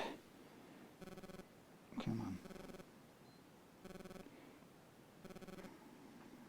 Well, here's me thinking that this one would be a straightforward one, but I don't think so. So what do we reckon we've got? We probably think we're guessing to think we've got 2. We've got a bare and a ground. It's still hot. Do we know whether this is in fact a ground wire, or these are ground wires or not? But I'm kind of, I think I've just broken one off. Well, that's clever. I really didn't like that. Let's wind them together and see. I'll make a guess. Let's pretend they are grounds. In which case, we could then figure out a coil split pair, but I'm not even convinced this thing's got 2 coils in it. It's pretending to be a thingy. Right, so what would we say? Let's imagine green and white. Let's imagine, should we imagine green and white work together? Let's see, I probably shouldn't have tinned these after all, silly me. Let's just hold them together. So let's see what we have got. Sorry, you've probably got the lousiest view in the world. Zoom out, there we go. So I'm going to imagine I've got a ground, a coil split wire, and something else. Oh, 10, I got it first time, look at that. So that was completely wired wrong. What a waste of space that was. So we've got, if that's the case, the two grounds go to ground, which they did. Let's see what it tells us. Well, okay, so let me just get this. If I go to here, if I go black here and here, I should go halfway, 5. God, we weren't even getting half, we were getting a quarter of the signal. No wonder that was so pathetic. So that switch has been put in, but it doesn't do anything meaningful. So the next question I've got is, I need to just get this guitar working with a nice quality pickup and a bleeding, well, it doesn't need to be a three-way switch, it just needs to be a coil split. But we've got a huge hole and a three-way toggle. Is there anything we can do with it? I don't think there is, because if we now go back and look at this flimsy little thing, that tells us that we've got the green and the white. One goes to ground and one goes to the switch. So the one that goes to ground is half the coil. So you've got half a coil going in here, and the red one is the other half of the coil going in the other side. But it's let me get this right. So so that's the start and finish of one. I can't figure it out. So what would that be? Because that basically split it down to a quarter. So it took the two coils as separate inputs, which put them in series or parallel, one of the two, but it split the signal. So we lost half a coil by grounding it permanently. That's pointless. And then we had the two coils going in to each side, so we were splitting between two single coils. You never had a humbucker, and you got the two single coils at 5k resistance because they were in parallel, split down to two. So the best you ever got, you got two. That's why it sounded a tiny bit different. So you got two single coils on the switch, but what was the middle position in the switch? It should have been a blend between, right, it was a blend between the two, but that never got to above, that never increased the, it still cut it down, didn't it, because it was a blend of the two. So you got a sort of strangled humbucker. Was it? I don't even know. So what could you get? And in the middle, a humbucker, single coil, front coil, back coil. That's what you got. Is that really what would happen? Would I want to even recreate that? What do you think? Would that be even any value? Would it really work that way? No, because that's the first coil grounded. If the white one is grounded, that coil, that first coil is permanently knocked out. So you never get any value of it. That cannot be right, because that would ground it permanently. So you cut out the first coil, so you're only ever dealing with one coil. Whatever you, oh man, this is junk. I think we can safely say that we don't want this involved anymore. But what are our options? I'm going to do a little bit of research offline. Let me come back to you a minute. Hold fire. Okay, well, what I've just basically discovered, this is, somebody's done a very bad job on this. So I've put this to the configuration that it is on the switch. Basically, this is allowing us to have one or other. That's not working. A minute ago, this was giving me half the coil there and the half there. Oh, it's sort of not working on here. Right. Yeah. So the way they got it is that the one part of the coil has gone to ground. So you never, basically on this configuration, you can never get more. You can never get an output as a humbucker. That's why it's so weedy. You can only get the two halves and a mixture of the two halves, which steps it down to half the resistance again. So that's a terrible. It's supposed to be.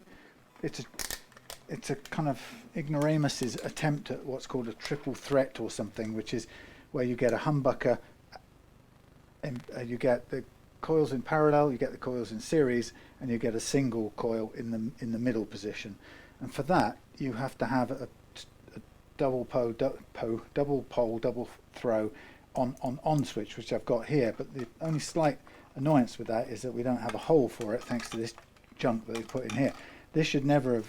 This is somebody's just put a switch in and gone, oh, connect some wires up. Let's hope it does something. And of course, it's given an appallingly crap output. And actually, in fact, that pickup might have been slightly better had this stupid switch not been used. So that is that's garbage. I'm trying to think now, can we make this work with this hole? And I don't know how we're going to fill it. Well, maybe we can. Maybe we can glue something to the back of it. That doesn't mean I get to finish it now. If we put a little, have I got a piece of veneer? For something else. I've probably better than, or more than that, or I've probably got just a nice little piece of black plastic that I can use. Sorry, I'm way away over here. There, a piece of an anonymous piece of thingy. So we can have a bit of that in there. It's not brilliant, but it'll hold. I think we'll have to do that because, frankly, otherwise it's just gonna be a waste of time. We're not gonna, with that switch, we can't make it do anything, which is really dopey. So I think we need approximately a piece like that to cover that hole. So I'm just going to cut it hopefully very quickly on my slightly raggedy no, not pillar drill, that thing. Bandsaw. So of course this is now running out of time.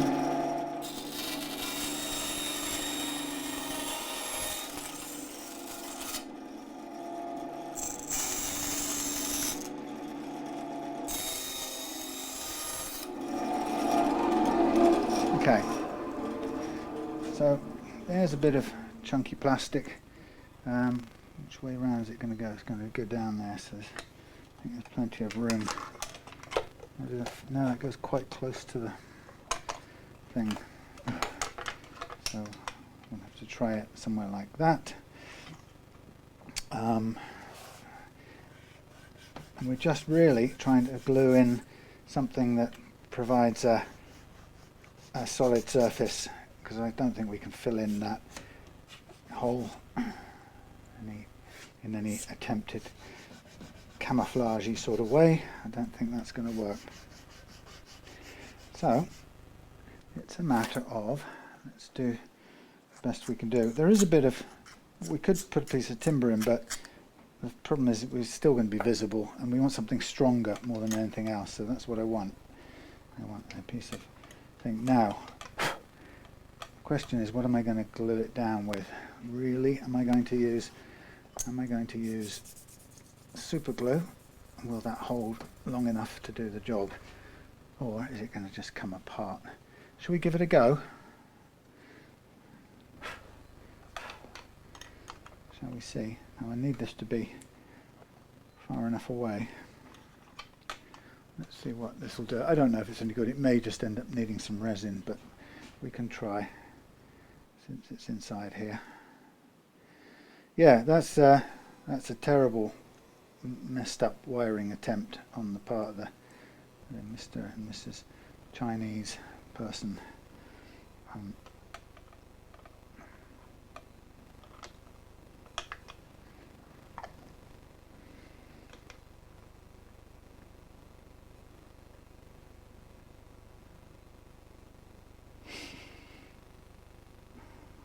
Let's see if we can place that in the right place. Do we know what's what? One's ground, and one's out. So I'll snip those and get rid of that. Very fine wiring, so it'll do the job. And that, I'll have to wipe that off. That won't go in there because it's sticking out too far. Oh! No, I won't be able to get that off next.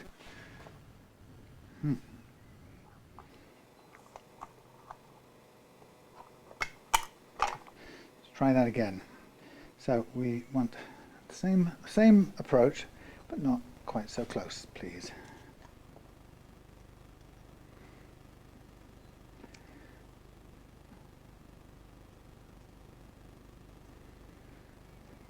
Right. So I have to get out of the way and out of the way. And if this doesn't work this time, then, well, nothing will.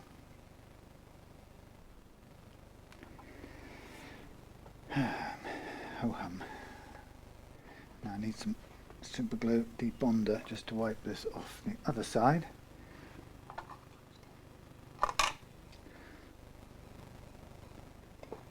Well, yeah, that's a funny old thing. You kind of have to work out. I'm not intuitively a brilliant wiring type person, but you start to kind of figure out when something isn't right, and it was starting to look like there's no way that I was going to make that thing work.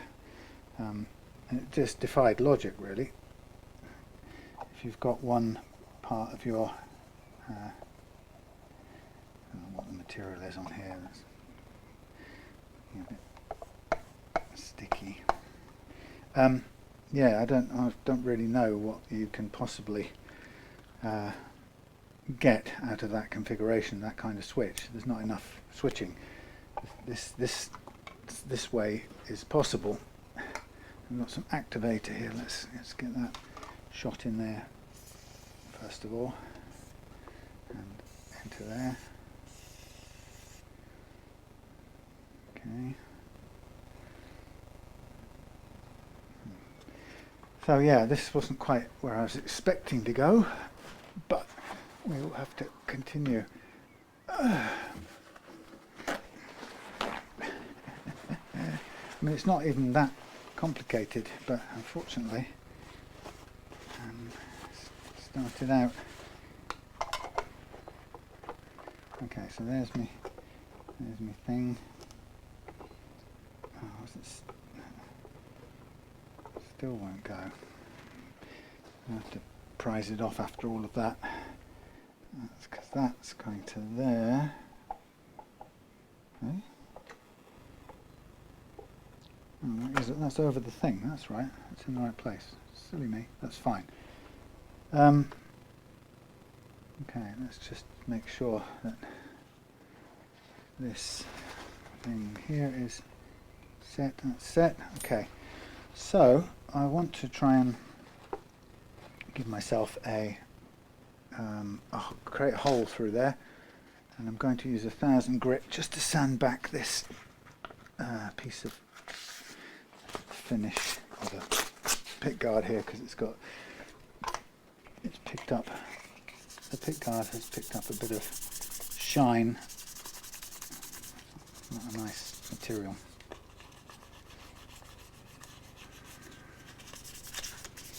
I'll probably be better off getting some a little bit of wire wool on there instead of sandpaper. But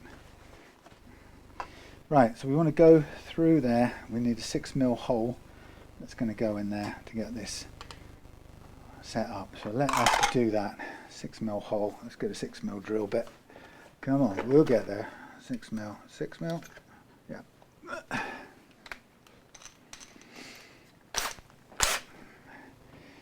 6mm. So we'll have to go through from this side because we won't get good eyeball on the hole if we don't. So let's first of all mark it. Pencil.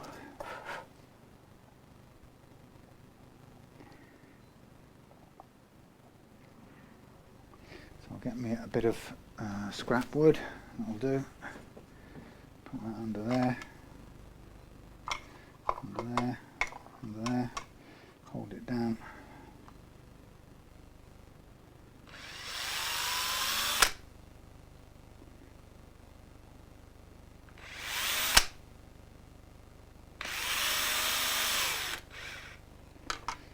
There we go. There's my thingy. That'll go through there. Hurrah. We could may well disguise that with a bit of this, something like that. Maybe that's a bit too too big. Let's snip off this bit here. I don't really know what's going to work here. Let's try it.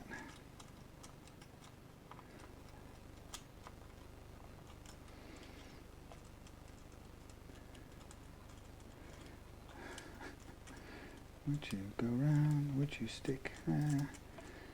I feel completely incapable of moving things around. There is the little tab. There it is on there. Fabulous. Do we get enough room for the washer as well? So that larger one, really, that looks a bit stupid. It comes off. So I might be able to find a more suitable one in my spares washers. Just something to build it up, but not go.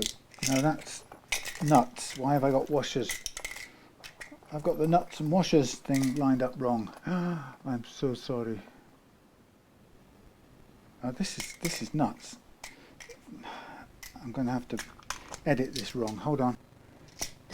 Right, first of all, the camera was filming in the wrong aspect, which really doesn't help, not at all. So I'm now trying to find a suitable step-up sized washer that will get between me and this other one. So we want to get this one down on there, something like that. Maybe may just get it. Let's push this through, try that on there, try and fit that on there. I reckon so. Not perfect, but we'll get it done up. Right, there's the thing in that position there. Let's hold it there. Let's do it up.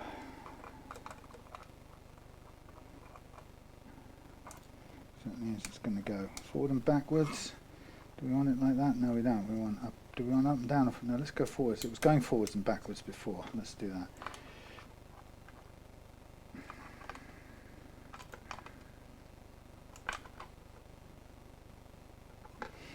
Okay, so that's pretty snugly done. Forwards, backwards, 3 position, on.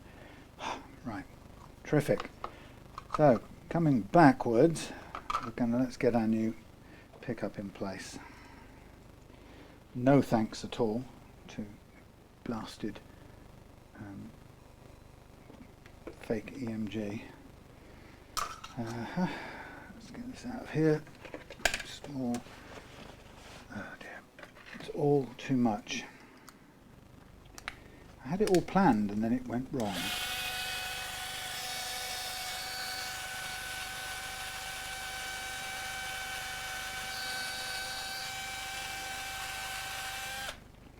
So in my other phone, I've got a thing showing me the wiring I need for this thing, which should be straightforward. So let's just get this. That seemed a really dopey thing to not have. I'll have a wiring or switch set so that you don't have any. There's no point at which it's a humbucker. It can't be, because it's grounding out. In that case, it was grounding the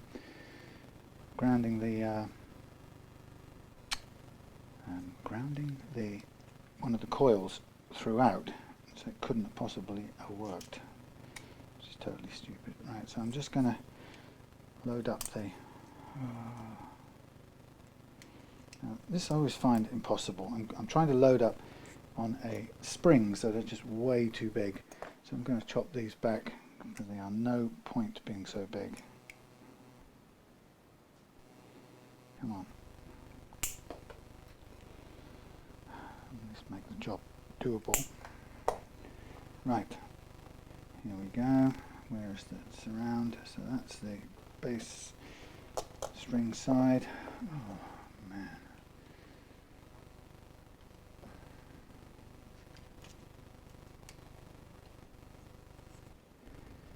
So that's going to go there to there. Thank you. Honestly. Okay, first one on, second one on. Yeah, so this has gone a bit round the houses. I didn't mean to, I didn't expect it to come to such an electronic dead end as that were. But I suppose initially I didn't think that was actually any good the way they'd got it. I thought there was something very definitely wrong with it, so and it's turned out to be exactly the case. So I just think somebody's just seen something and thought, I know, put a switch there and let's call that quits. Now this is we've got a situation here now where we've got quite a gap between the pickup at its height, so I'm going to have to see what max we can get out of this. I think we should be okay, actually. So we do need to obviously get it. We want the strings to be somewhere in the region of the pickups. It should be okay. Alright, so there's my screws. Now one of them was knackered, wasn't it? Let's try. That's a bad one. That's a good one. I don't think we have any spares exactly. You don't get too many goes with these acrylic things. If they don't go in the hole the first time, they can quickly mash the thingy and the thread. So although I don't like the thought of using this one, in the absence of another one, I will use it. There you go.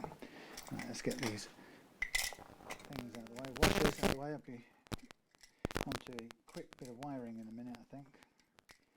Should be very straightforward. Most of it's just featuring the wiring of the pickup. Right.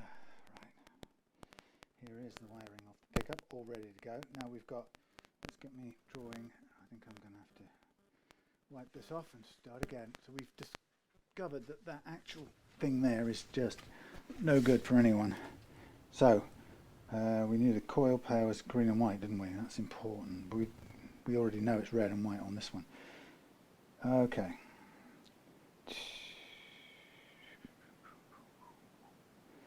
So this is a Seymour Duncan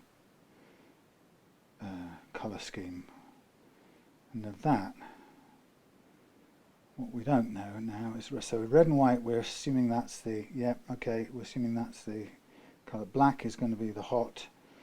Hey, that's just got volume, nothing else.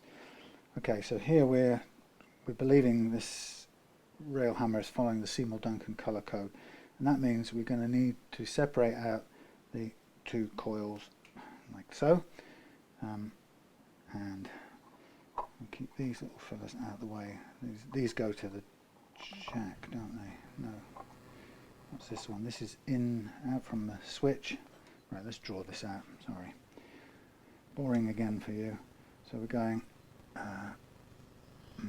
side to side, aren't we? Blast. Can I draw it side to side, please? We're going to go 1, 2, 3, 1. No, I'm not running it that way. I'm running side to side. Side to side. 1, 2, 3. 1, 2, 3. Lost it again.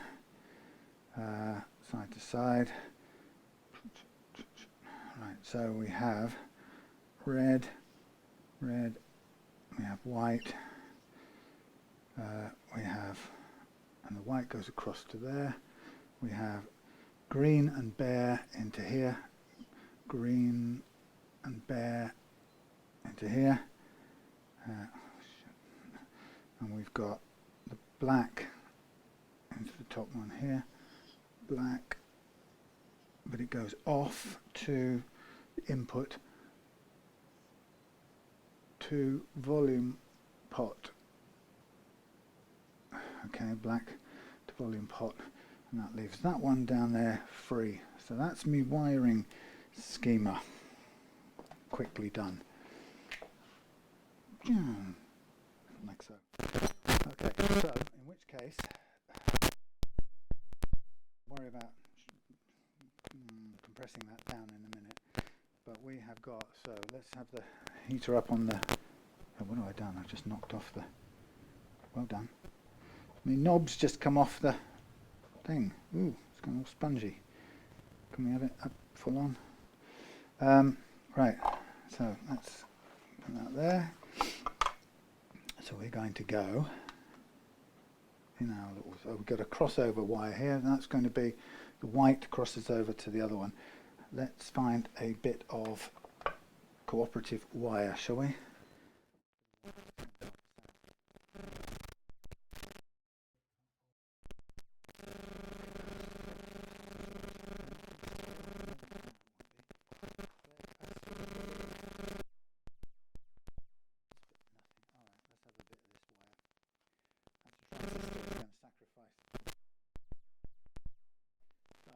First one, white in the middle, across to there. There you go. So I've got the whole of the blasted, what's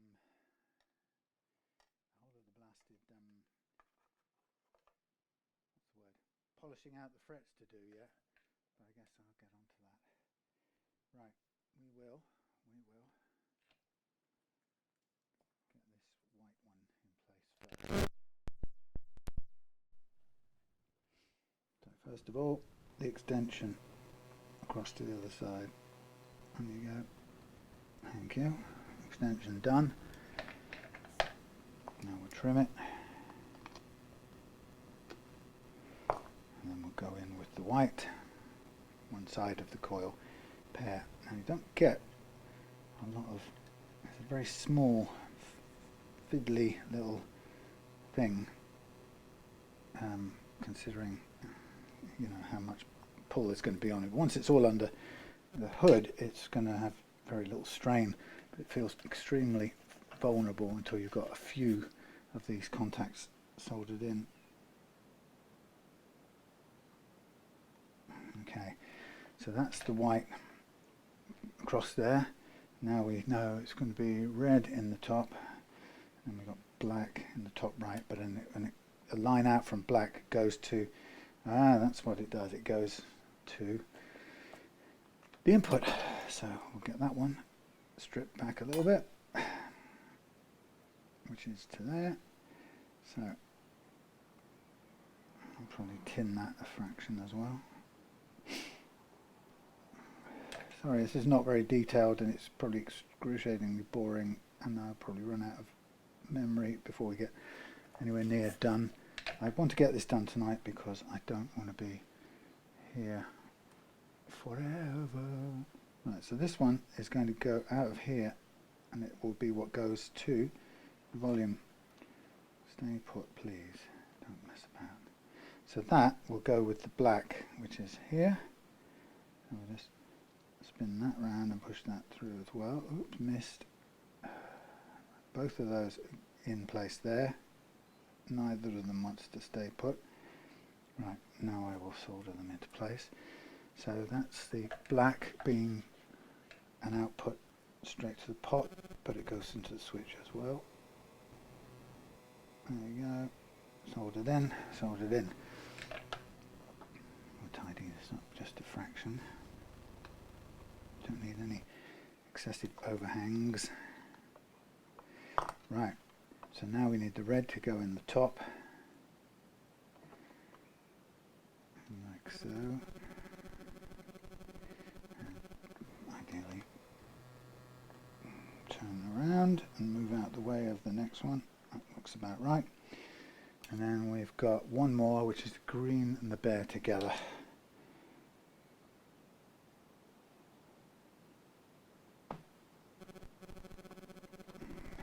Okay, that's that one. And then we've got the green and the bear. Now, we don't want the bear touching anything, the bear.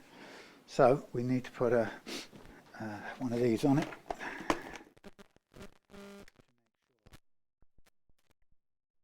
Cover thing on it. We want to make it just enough to give us a little bit of a bare end. Like so. What we'll probably end up doing is cutting back just a fraction, like so. And then, if we can wind it up again and put some tin on it.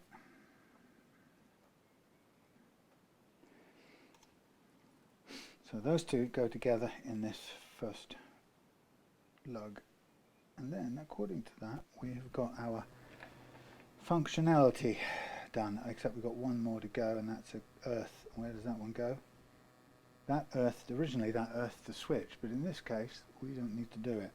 So this, I think, can be superfluous.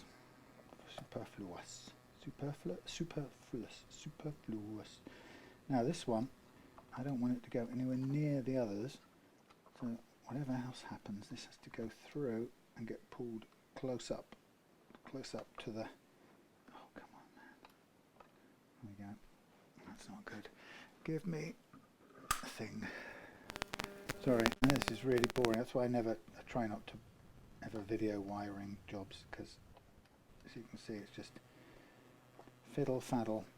Right, this is what I want this up close to there, out the way, and unless, if I can't get the green through as well, then the next best thing would be to make sure the green just tabs onto it, but we'll try and get the green through the same space. But honestly, this is total faff right now. The green is through. The green is through. Let us lock it down. Lock and load. I have got to order one of these spongy things tonight because it's getting in my way.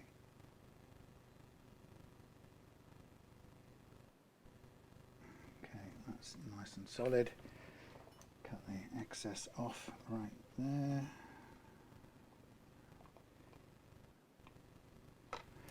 Right, now this, let's just check. So that goes to there, that's going out to the thing.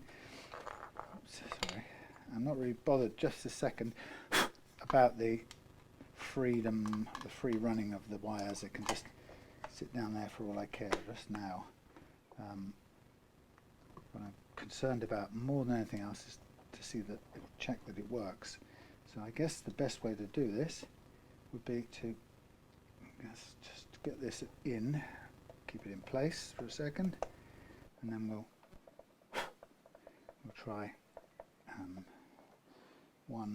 plug it in and just test the pickup. And what we want is series one way, parallel the other way, and single coil in the middle. And I can't remember offhand, I can't tell you which is going to be the coil that plays in the middle. Would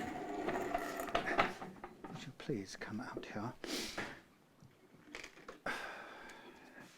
Now, if this is all sorted, then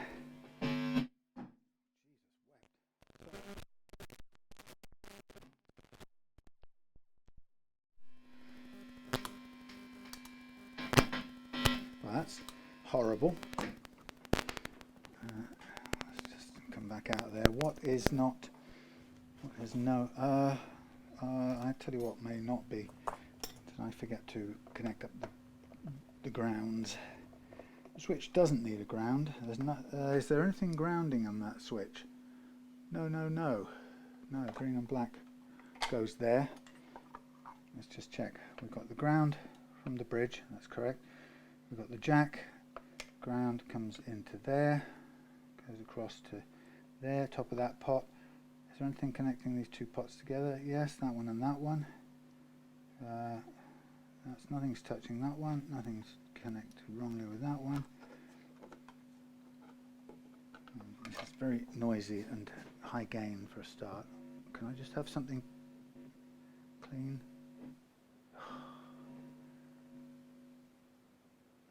Right. What have I just done with the wire? I've got a load of effects I don't want.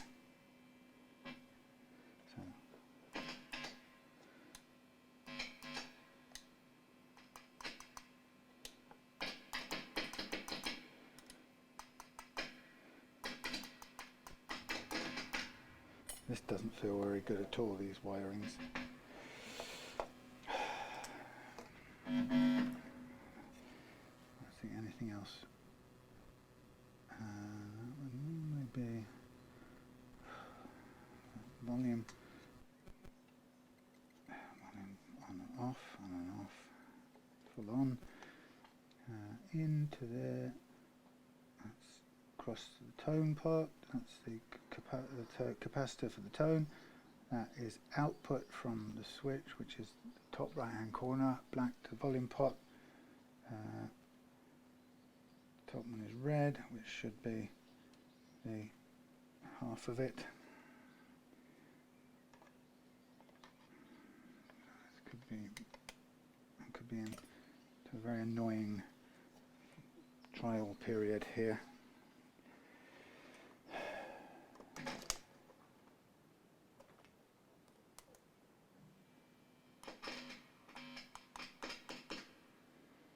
Where's my thing? First of all, that's very noisy.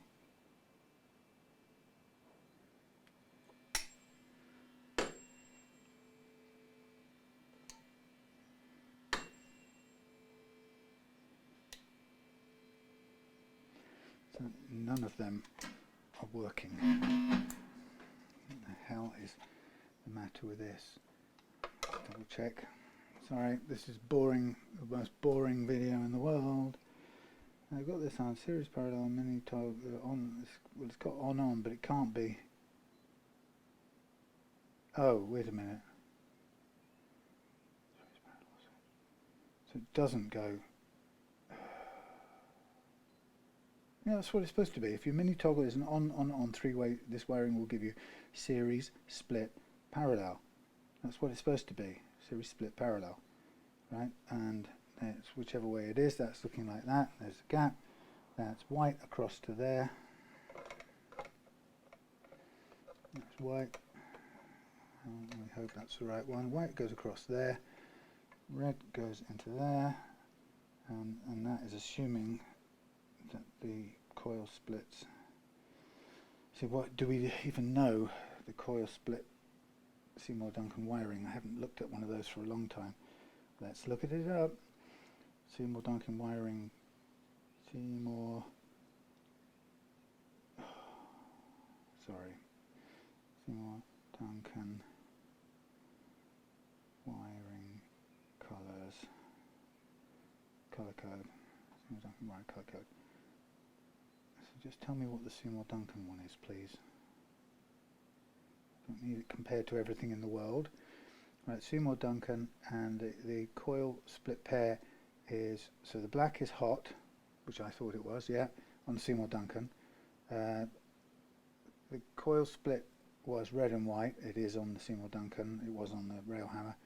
And the south start is the ground, or the green is the ground, and we put the bare to that one as well. So that is correct set of connections. That should be right. So we go down here, that connects those two together, so that would be, the output comes from there to nothing. So if the output, black, red, white, the output's got to be the middle. So how come that diagram can't be right? That can't be for a Seymour Duncan one then. Oh dear. Seymour Duncan. It's saying that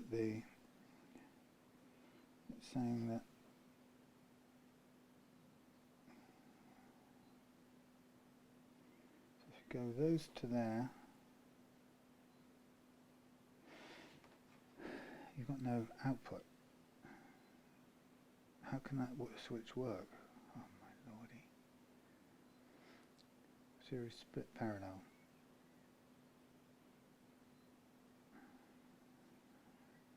Oh well, look, I'm going to have to stop this and do some research because it's doing my head in. So, look at this.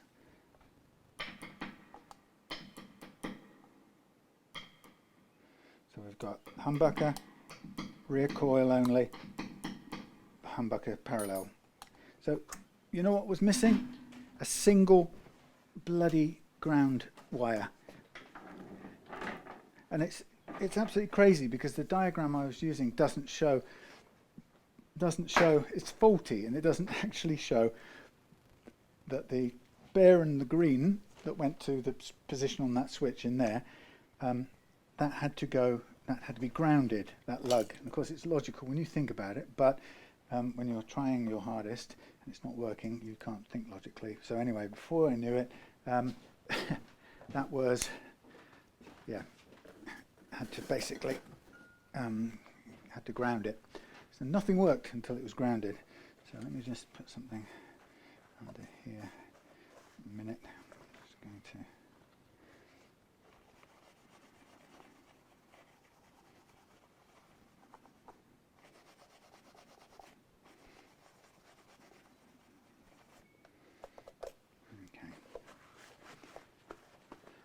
fine, right, let's do the screws up. So we're onwards now. The next bit, having got that working, thankfully, next bit is going to be, that can go in the bin, that stupid switch. Never see the light of day again. Next bit, I'm going to mask off the neck, and I'm going to polish out the frets. I'm going to do that offline, off camera, and I'll charge up in between because it's now running late. I don't mind it running late because I intended to get this done today. And I've been delayed a bit by messing about with the electrics. So we'll get this done, polished up off camera, and then I'll basically come back at the end of the session to restring and stretch out and test the that one single groovy Railhammer pickup. So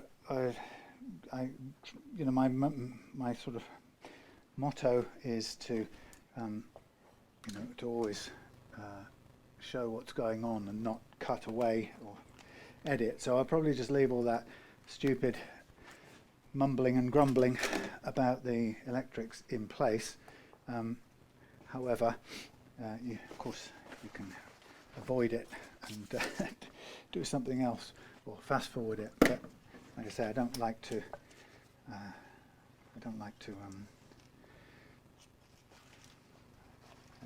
edit, so I won't. Right, I'm just keeping out a couple of pieces that go together here, the bridge and the lousy pickup. I'll just put them all in one place in case Eric wants them. I've got a feeling that he probably won't. Right, let me get on to recharging. Now we've figured that all out, and I'll get the thing done, and we'll be back in a minute. Hold fire. After all of that, we are polished out with the frets are all, oops, sorry, there we go. Frets all polished out. So now it's time to restring, and I'm going to refit this thing, what's it called? The truss rod cover. I'm going to put a bit of oil on the board, and then I'm going to restring, and we'll stretch out the strings, we'll intonate them, and we'll be heading for home. It's a Saturday night, and this has been a bit of a faff, only because the stupid wiring diagrams, well, because of the Chinese factory's weird decision to make an unworkable switching thing, followed by Seymour Duncan's incomplete wiring diagram. Very odd, and I should have known, but anyway, I figured it out in the end. So I'm just going to oil the fingerboard a bit. This is the kind of board that doesn't really do much in reaction to oil, it just darkens it a bit, but it would go that way pretty quickly just on use anyway. So we've got a very low action. We've got the original tuners are the same, but we've got a tusk nut. I went in the end for the solid one because the spacing was just that little bit better, and I think I felt that it would be a little bit unfamiliar to go wider. So now we're going to restring with 10s, and these are going to be easy to fit on this bridge, as I said before, which is one reason why I like it. So straight through in line of sight.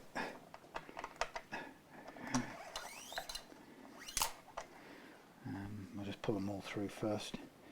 So that's good. And then tomorrow I won't be doing any guitar work at all because I'm going to take a little boat trip with our friends and neighbours.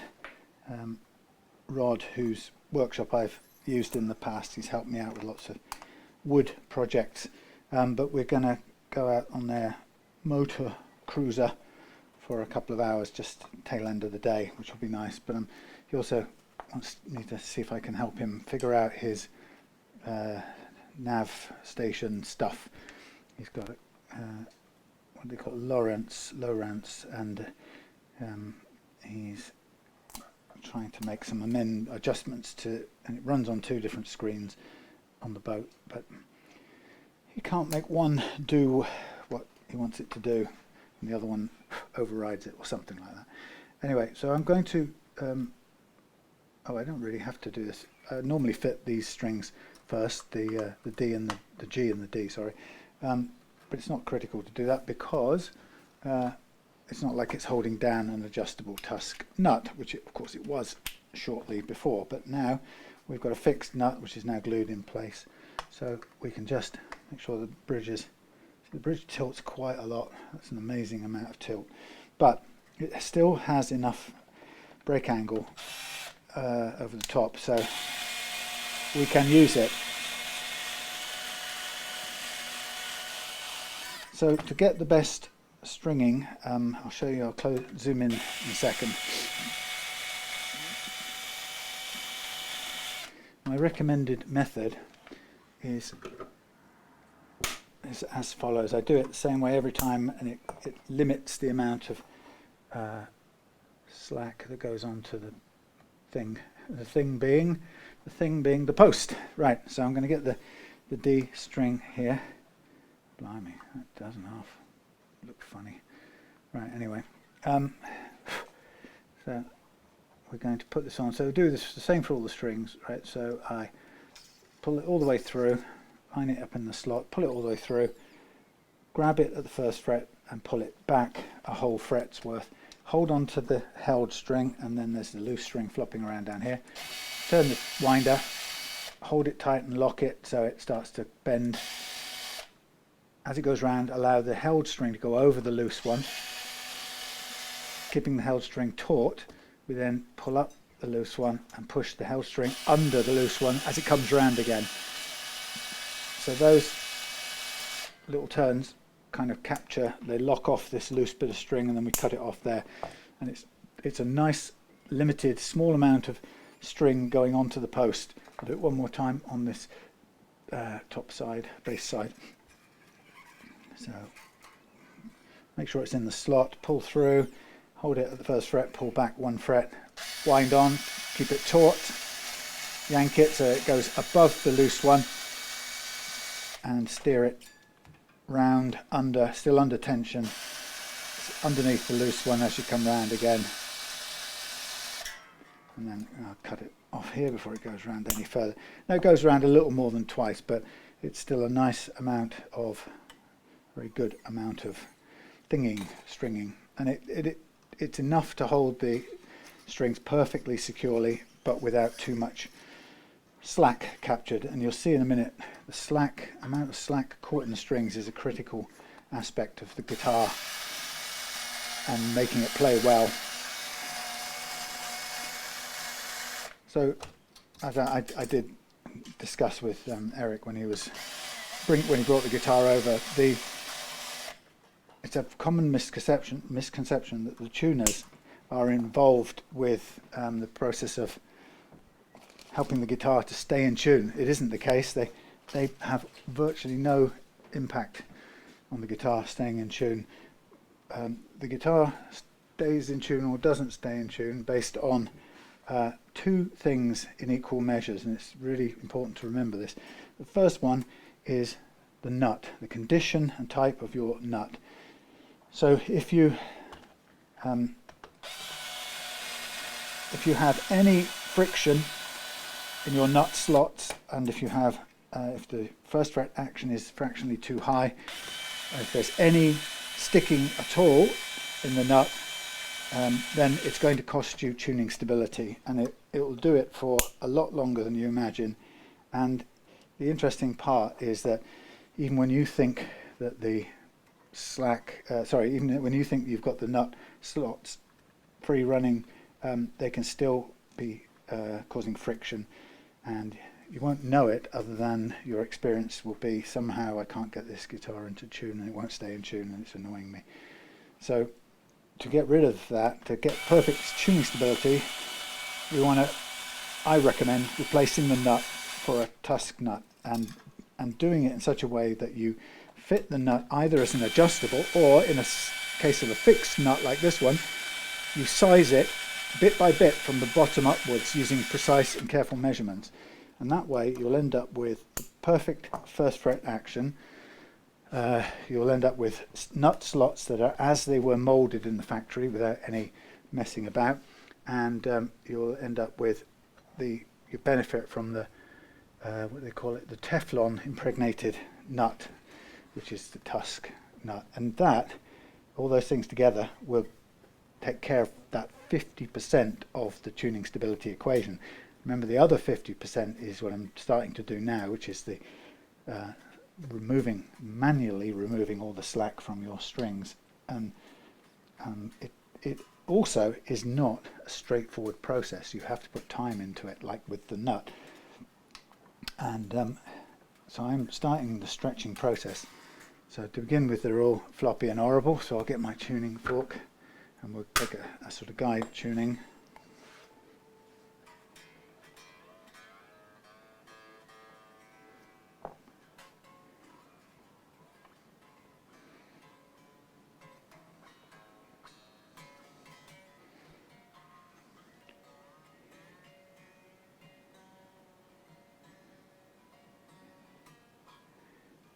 So I'm going to tune up.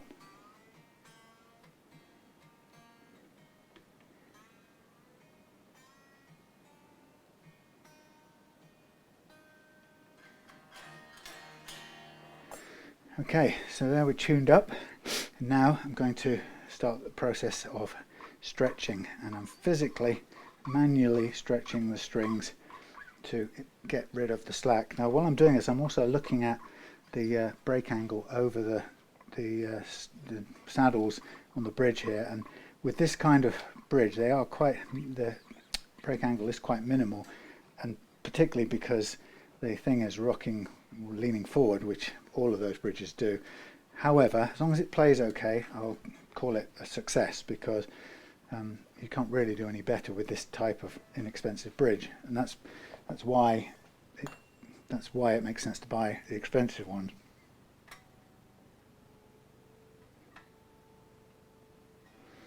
See how much difference.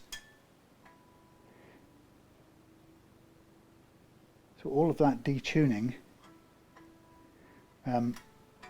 would have come out in its own time.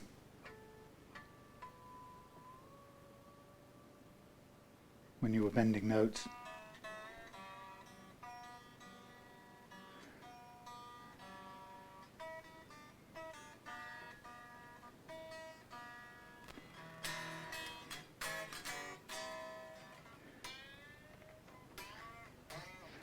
Yeah, it would have. You get the slack will eke its way out over time. So what we're doing here is speeding it up. And once you've done this, and providing you do this and the nut at the same time, what you'll get back is rock solid tuning stability. The problem is, if you do this bit but you don't do the nut, it'll never go into tune and stay in tune. And if you do the nut but not this bit, you'll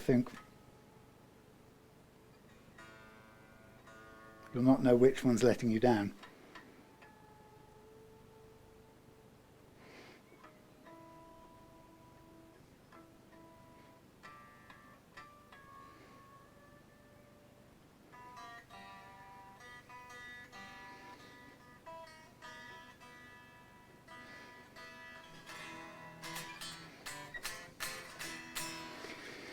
Right, do one more manual stretch and then I will call it done. I won't do anything with well, I'll quickly check the intonation, but we should be okay, unless of course the strings that we put on are vastly different from the cheap Chinese ones, and I was going to say that's probably not likely, but it could well be the case. This design of this Wilkinson bridge, it's such a pretty rip-off of the Tone Pros, I don't know what it's quite called, some particular name bridge. It's a lovely bridge, the original, and this is a nice copy, but it's let down by this imprecise fitting.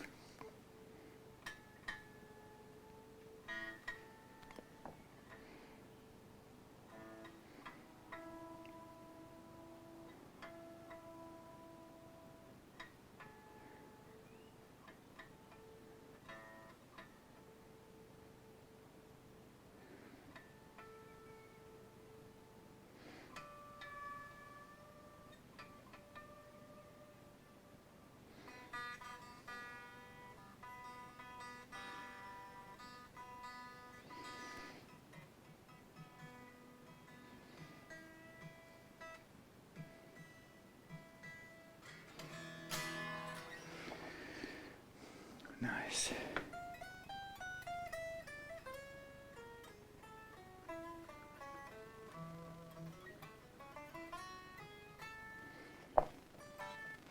Well, that break angle is not fab, and really it would be ideally improved by something holding the front of this bridge up, and I've done that on a couple of my guitars because it's for me it's important enough to want to get that extra bit of stability. But actually, as it stands right now, I think it's playing acceptably well. I'm just going to take down the pickup height now because it's probably just a bit too tall. But again, rule of thumb on the pickups is the closer you are to the string, the higher the output.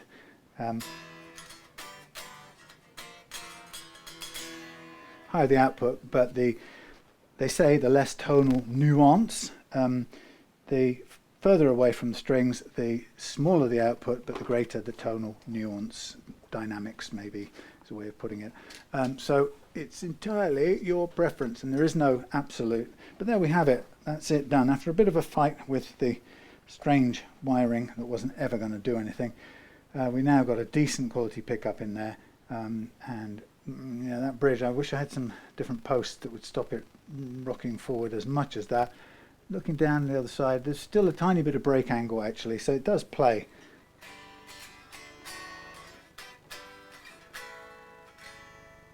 I think that's pretty good.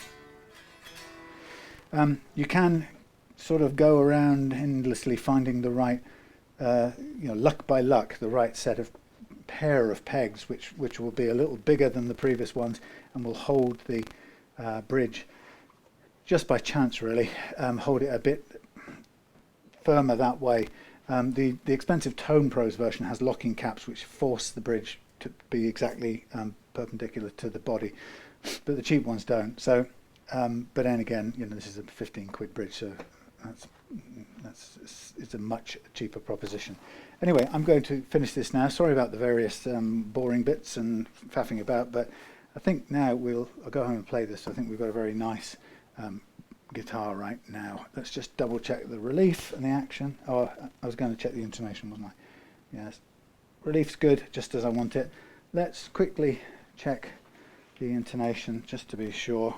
The only reason it would be any different is if the Chinese strings were for some reason really bad, which is not impossible because they are not known for being very good.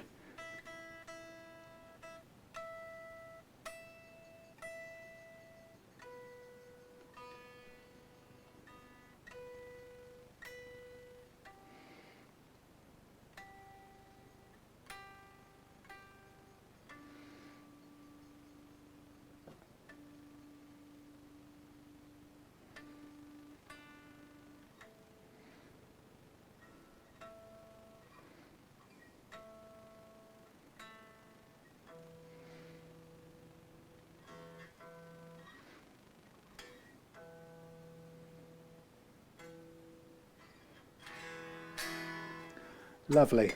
Job done. Thank you for watching. See you again soon.